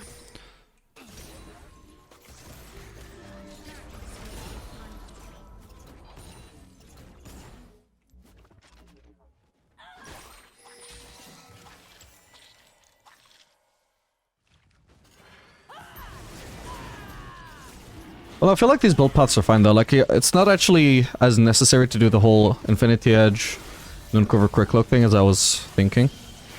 Even not doing that build path seems perfectly fine as well. If we want to rush Essence Reaver or Collector instead. Say if we're rushing Infinity Edge, that I feel like that's just optimal.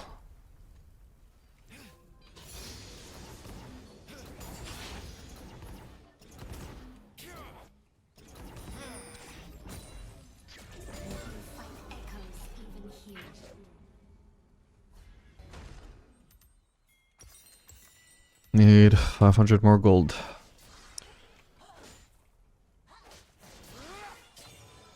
An enemy has been slain.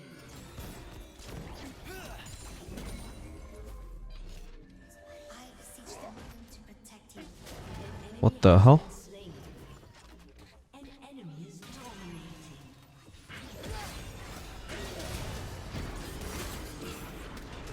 I can't use blue, otherwise the AoE will get me aggro. At them. Can't kill. Ooh, nice block. Just red ult just to play it safe. I don't need to maximize my damage there. But overdiving for me, let's just make sure we survive the overdive. Team has destroyed a turret. Nice. Without needing to use barrier, of course.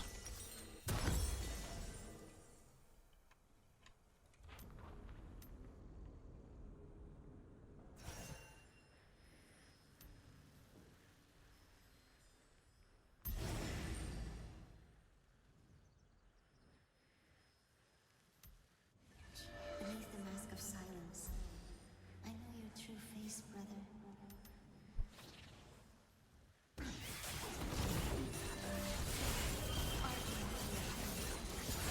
Wait, what? That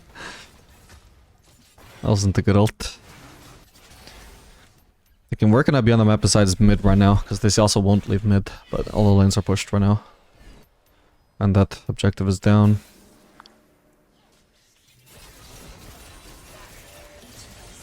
We'll just take enemy camps.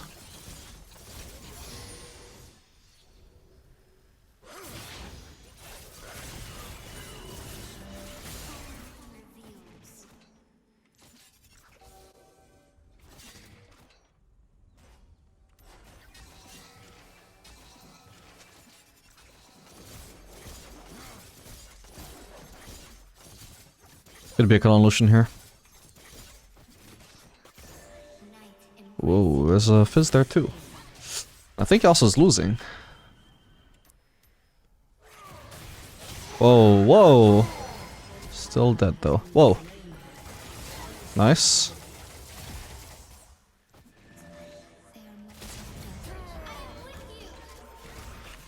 Oh, the other one didn't hit. Oh, that's so insanely lucky though. Damn, Collector would have killed him there. Sad. Ah, almost had him with green though. Perfect execution would have won me the fight. Alright, nice one. Not won me the fight, I mean gotten me the kill. We obviously won the fight.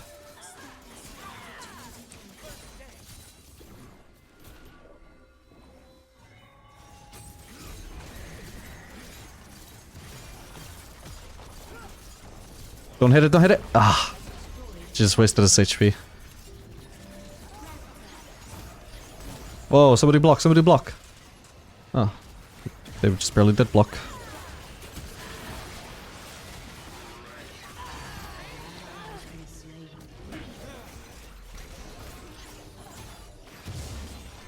Sadly I don't have ult. Back, Aphelios. Your team has destroyed an inhibitor.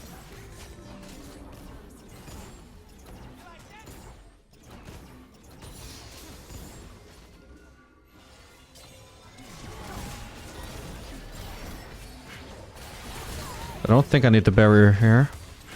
Oh my, wait, holy shit, what? That was fucking Storm Surge from Fizz, man. Holy shit, that cheesed me so hard. Even from the dead he was bursting me, what?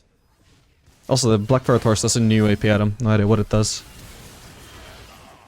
Just a burn item, like Leandri's, but with mana, I guess.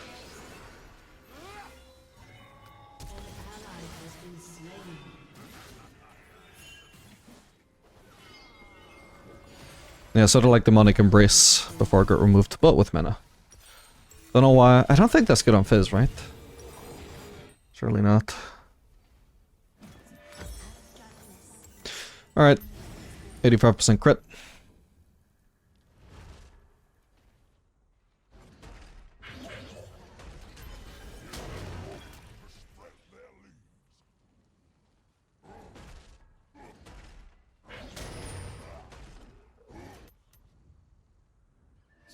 I see further through the celestial veil. All truth is shadow.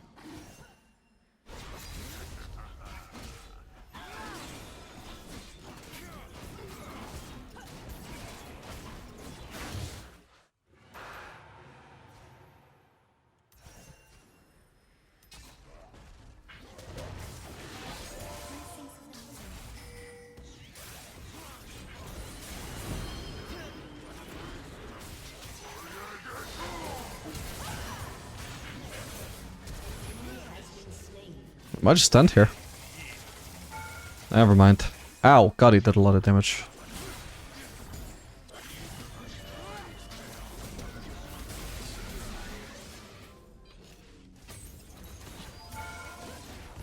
Ow.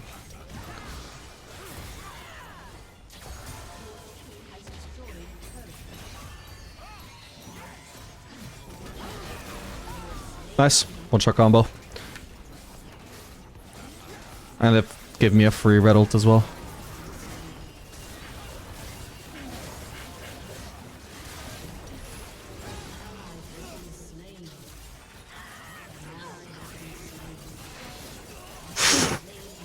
What are they thinking, man?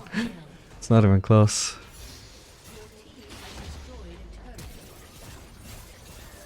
To make a life of death. Oh man. You're a lucky guy, Makai. GG.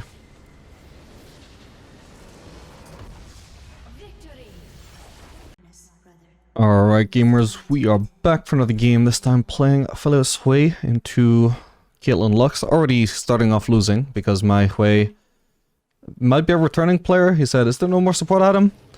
And I said, nope, there is. You just didn't buy it. Oh well. So we're gonna start off with a tier start on Hui. It is there. Hopefully he won't take that as an excuse to farm. Shadows of your soul. I am with you.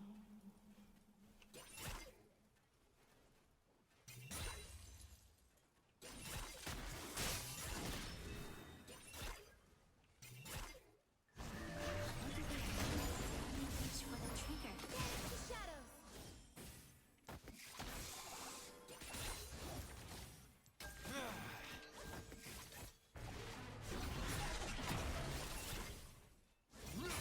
Running PTA this lane again, even though I probably should have actually gone plate, I just didn't know how to occur to me at all. Oh well. We'll just have to test it in some other future video. Soon I want to also do a high-low Aphelios video on my main account, so that might be a good time.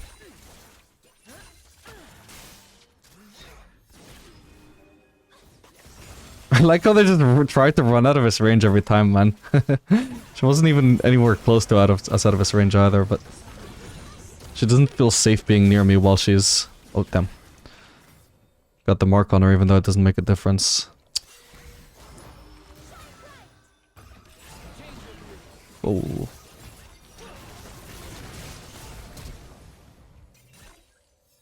Okay, not bad. That was almost a kill from Hui.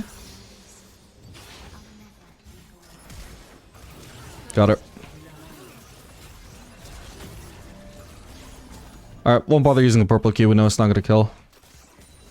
I'm running low on mana. I wish I had a ward. Does Hui have a ward? Hui does not have a ward. Then let's just hope we don't get ganked by Warwick. I'm gonna conserve mana and cooldowns in particular. Polish up this wave. We should be able to crash it without cooldowns anyway. I am listening.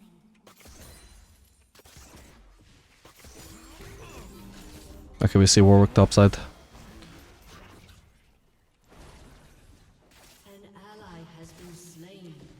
I think we'll do... Collective rush this game, I think. Since we can afford the serrated Dirk and nothing else. Feels like as good a reason to determine my first item as any. The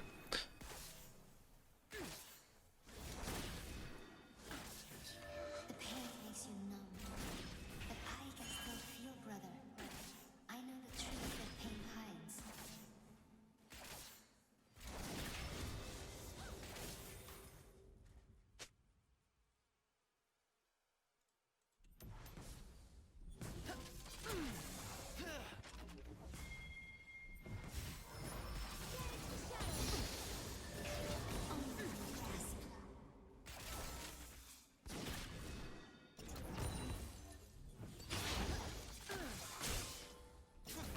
God damn it. There we go.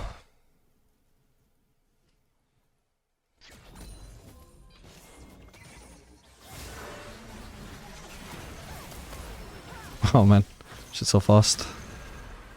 Never mind then.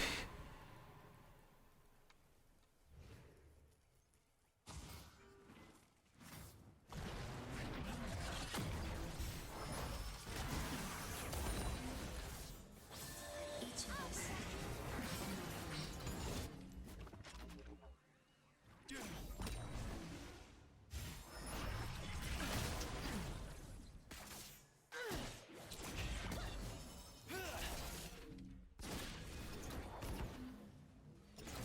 I actually would have run cleanse in this matchup, by the way, except that I know they nerfed the cleanse cooldown by 30 seconds as well. So maybe barrier is just better here. No. Nice. Okay, we did really good damage. She... Ooh! Ah, almost got the cannon. She even kept on taking AoE damage through Lux. Ooh. Ah, wait, I tried to flash there. My bad. I didn't have flash. Yeah, she's really low though. She shouldn't be sticking around here.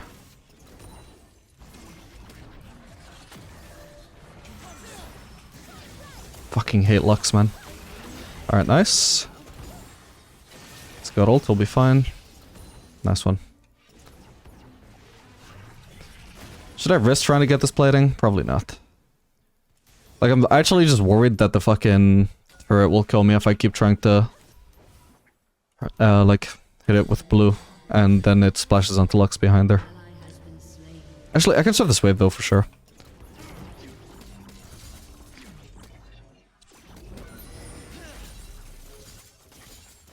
There we go. My base is still awkward though.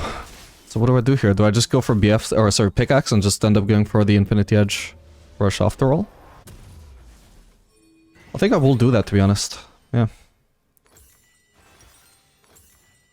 Because any other base just feels bad. Oh, she froze. Damn. Nothing I could do about that.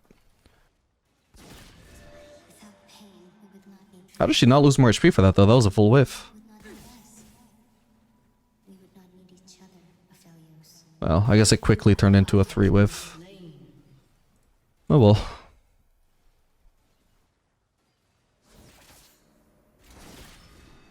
Surprisingly good macro for bronze.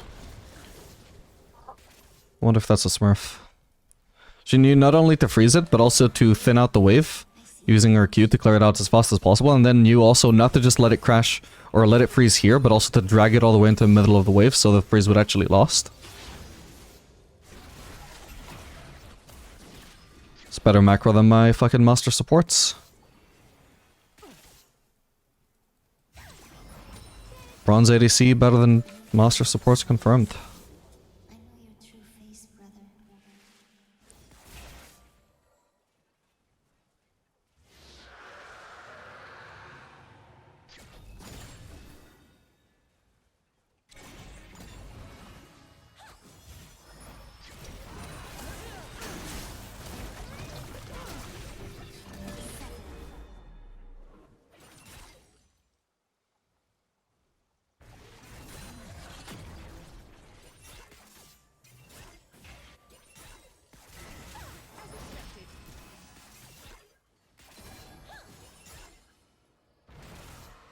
We're in this together. Darkness and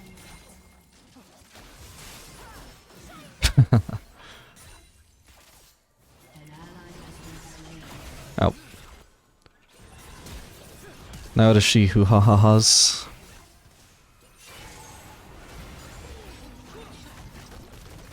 It's kind of a boring lane though. Ideally would have some form of engage. At the very least, their bot lane is like not amazing to the point where I'm surviving the lane just fine. But also don't really have much opportunities to actually pressure them. Oh. If I had green ult, this would be a perfect time to... Or if I had green, that would be a perfect time to green ult, but... damn. Yeah, I can't really follow up except with white ult, which would be kind of useless. Would have just junked an assist is all.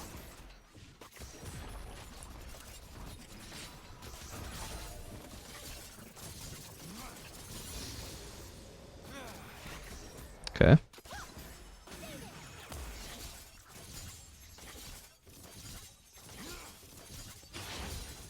Ideally, I want to stay until the BF sword. Not quite where I meant to throw that. That was meant to go over the turret.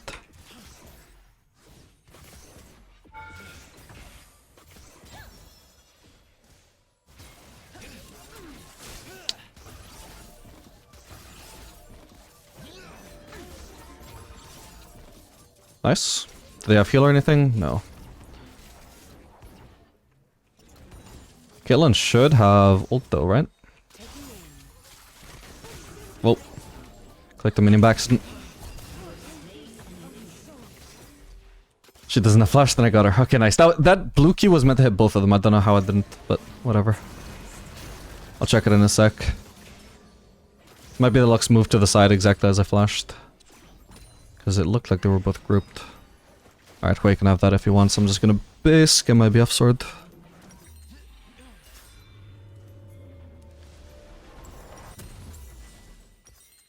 Okay. I'm assuming I can afford the collector faster here, but it doesn't matter. As long as if I base on 1200 gold, then I'm just getting the infinite edge, and we'll do collector second.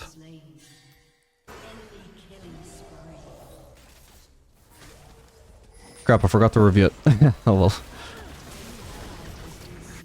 It's not too important. It was just to satisfy my curiosity.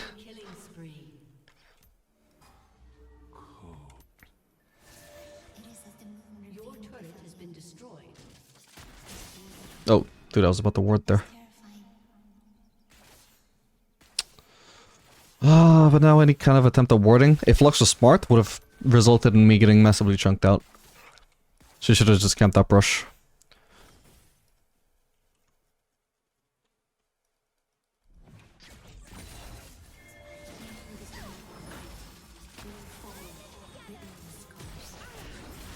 Oh, I was trying to sidestep that, but this minion was blocking me. Oh, on the bright side, I didn't notice when, but Hui at some point built this. Nice. Could be in, or there could be in either one of these brushes. Or they could actually be basing.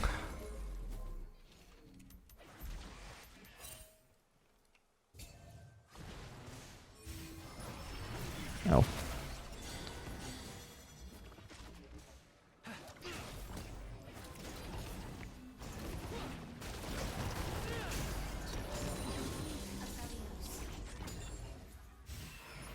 Although if I base now, I can get collector, right? Yeah, so I may as well, because there's not much to do here. We could try and cheese, but it's unlikely to yield anything here, I think. So, fine. Let's just get the quicker power spike. Enemy rampage.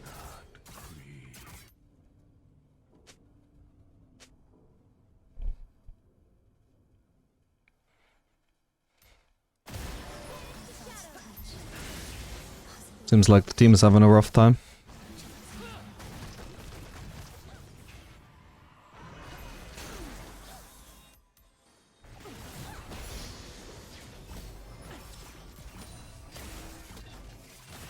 No, my cannon.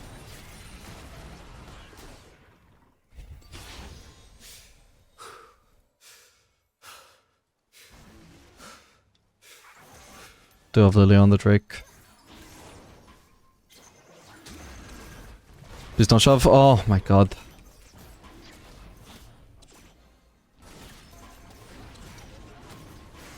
Nice.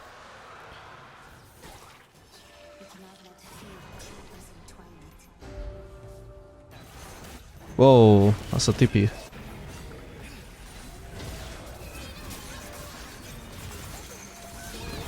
Wait, oh! No, my bad. Ah, I could have buried. My bad.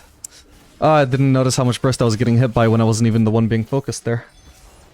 Shit. I actually lost 1500 HP to AoE. Goddamn. My bad. I should have barriered and I should have red ult. Sad. Did I have a shutdown? At least I didn't. Could be worse. Fortress, I will guide you. I promise.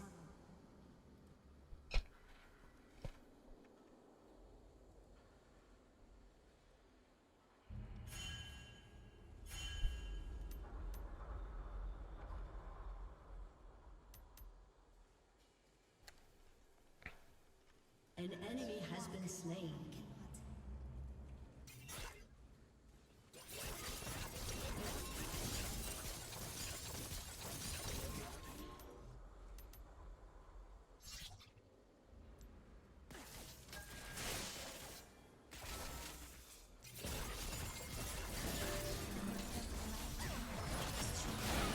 Fucking hate Lux, man. No, it didn't reach. Damn it. I was really hoping that would hit Lux and therefore bounce on take the kill in as well. Bounce is not the right word, but... He's dead! Let's go! It's like I never missed the ultimate, except I did, but it doesn't matter. Doesn't matter now. It's all water under the bridge. No need to keep bringing it up.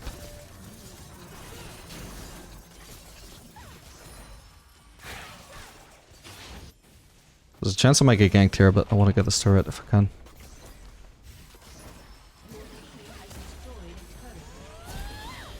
Ow. Well, time to get out. But I wanna be F-sword, man. Okay, Warwick stops that, I should be fine. There's no way Caitlyn kills me on this HP. Actually, she does have Collector. Maybe could. Maybe. I don't think so. Definitely the more life steal here, the less likely it is, but... I shouldn't have been as confident as I initially was. Put your life at risk. I've gained 200 HP since then, though. It's not sustained. Partially induced by the absorb life.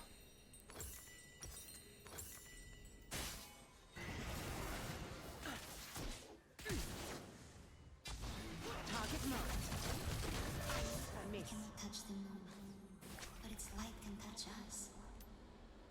Shouldn't that be enough? Light on our fingers. Shut down. Nice. Double kill.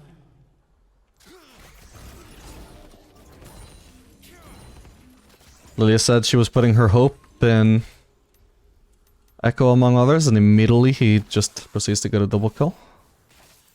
If I had ult up, I could definitely flash on Caitlyn and one-shot her here. I maybe still will try. Oh my god, that was just disgusting burst. Nice one.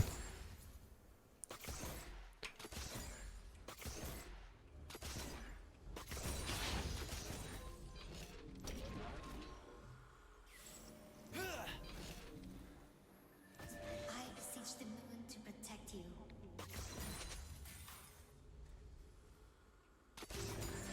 Grant her.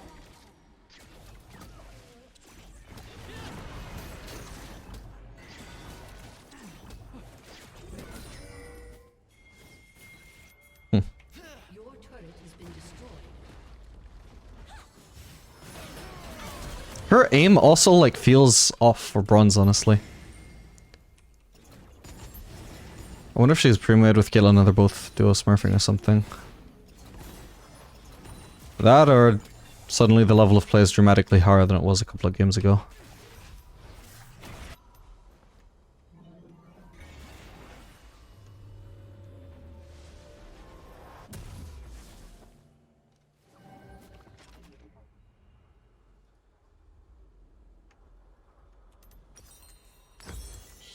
Should I wait 20 gold? Trick is spawning soon, but it's not like the enemies are immediately setting up on it, but I could be joining a fight. Well, I've waited this far. Looks like, wouldn't have changed anything in a way if I did leave base sooner.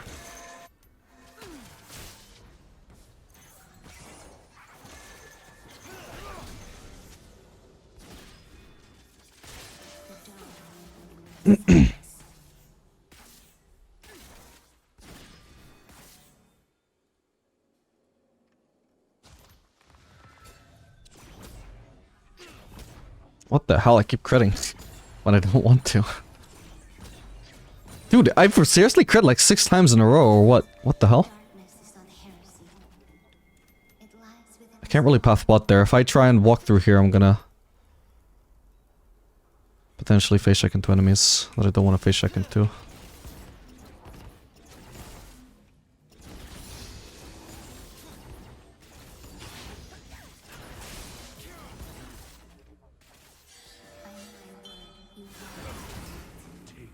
This could work.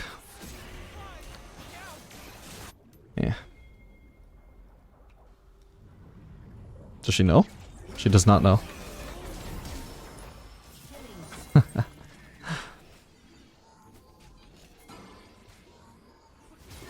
Does she know? Fuck, mate. Fucking CC chain, man. Oh well. Got them both killed. Did I have a shutdown? No? Then it's worth.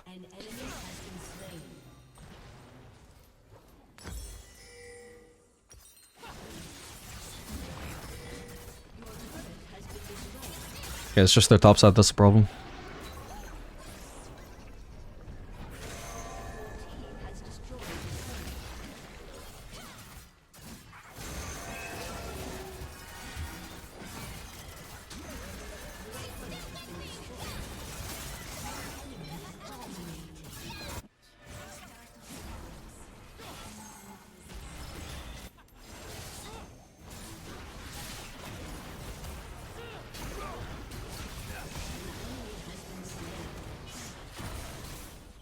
Nice one.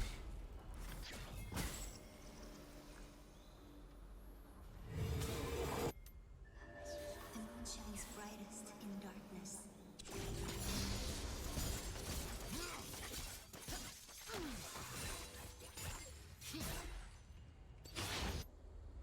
Should I go bot? I can at least defend against the Malzahar, I guess. Who's gonna defend mid though? Somebody should.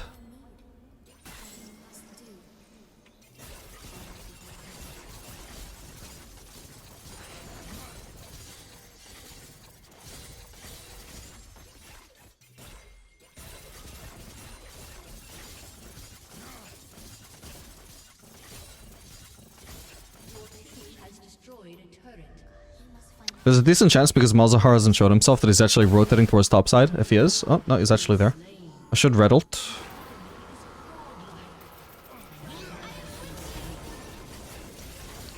Ideally, I would have done it before he ulted me just to make sure that I would survive, but seems I'll be fine. I guess he has more movement speed than me. Can't tell yet though, but he might have magical footwear from inspiration. I'm assuming Warwick is topside, right? Anyway, my point there was that because he would have a head start on me heading towards topside, or mid or whatever, I may as well just stay bot since I'm not going to catch up to him. Oh, they did Baron. Ah, that sucks. I don't have time to get the ball in turret, sadly.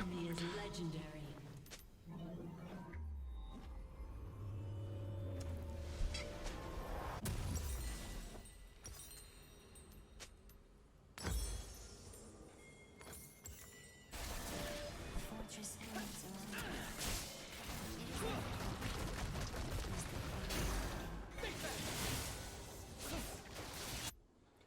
Maybe a Lost Whisper, or, you know, like Dominic's angle next. So, the Warwick at least has some armor. Even Gwen has some Tabis.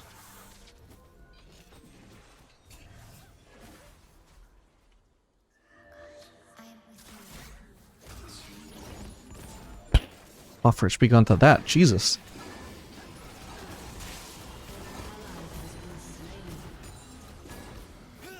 I'm guessing... I'm pretty sure I heard the muzzle ult there. Yeah. Locked in violence. Born of shadow. Born of light.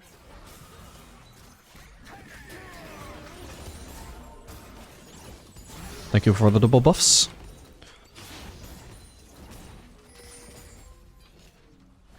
Wait, what? Oh no, because it's past 20... Oh my god. I shouldn't have bothered flashing, I think. god! What the hell, man? Should have blue trinketed the brush, my bad. I was sure they would be starting the Drake. Not camping for me. But you guys don't stand a chance of winning a fight without me, though. Oh well. It's nice though that I'm only one level behind Lilia. Of course, there were XP changes on bot lane for this patch as well, which I kind of glossed over so far this video. I'm just gonna mute all though. These guys are distracting. Let's just focus.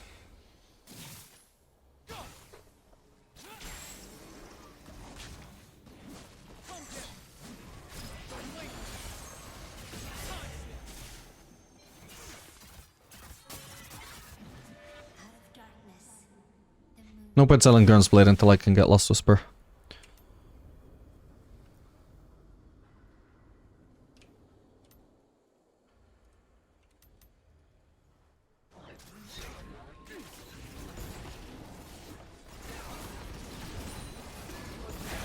Oh my god, what? Oh, for fuck's sake. What did I get hit by? Luxie, I guess.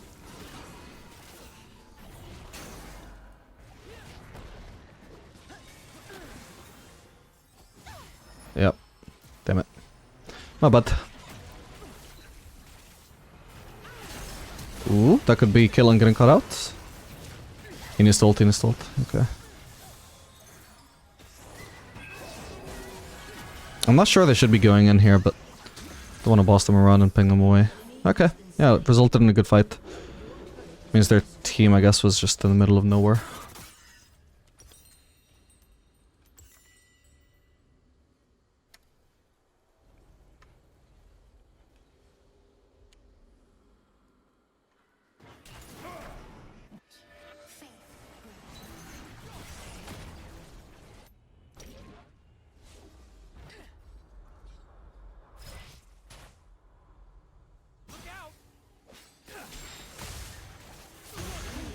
Nice. Oh, red is gone. I walked all the way over here for red buff, man, otherwise it would have been top. Oh, I just realized this stuff I can support this farming mid. I should have just gone mid as well.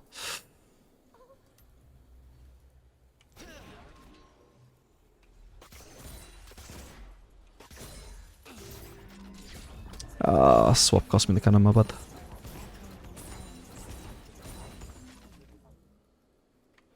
I can switch back onto the regular cycle right now, actually, I think.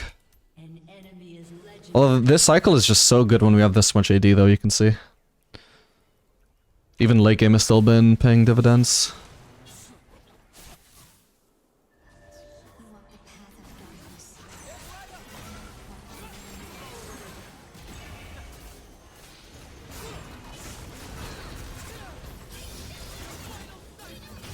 Fucking hell, man.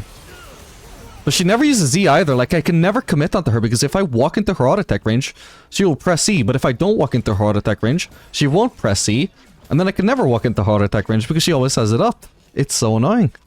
There's no counterplay to this for me. She is just playing a champion that counters my existence. Like, it also feels like she's smurfing. Like, I feel like I've had the impression that somebody's smurfing on the team from 3 different people. It's crazy. Because no way everyone's smart enough to hold E like that on Gwen. Forcing me to have to commit to force her to use it. But then I'll die because I've committed onto somebody I can't focus, you know? It's lose-lose. Oh my god, I got minion blocked into that. Okay, at least I'll live. Jesus. Oh man. What is that TP flank? It could work, maybe. I mean, the sad thing is, I mean, I'm out of position now. I can't follow up, but... Okay, so long as he just distracts them, that's also okay. He takes a while to die. But please vote no. Oh right, I'm deafened.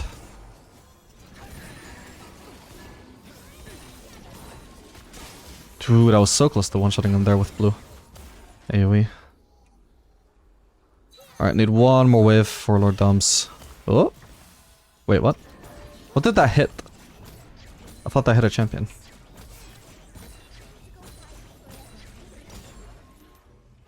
Okay, I should just immediately base. Doesn't matter that I want to keep farming one wave just because I can. I have my item. I need the base for it. Ah, no, hang on. Didn't realize there were one Baron.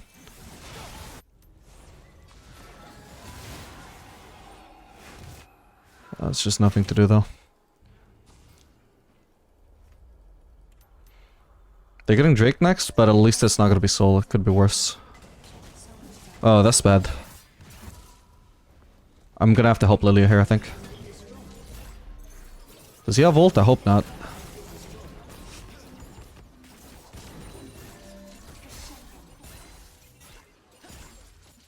I'm gonna have to walk into base.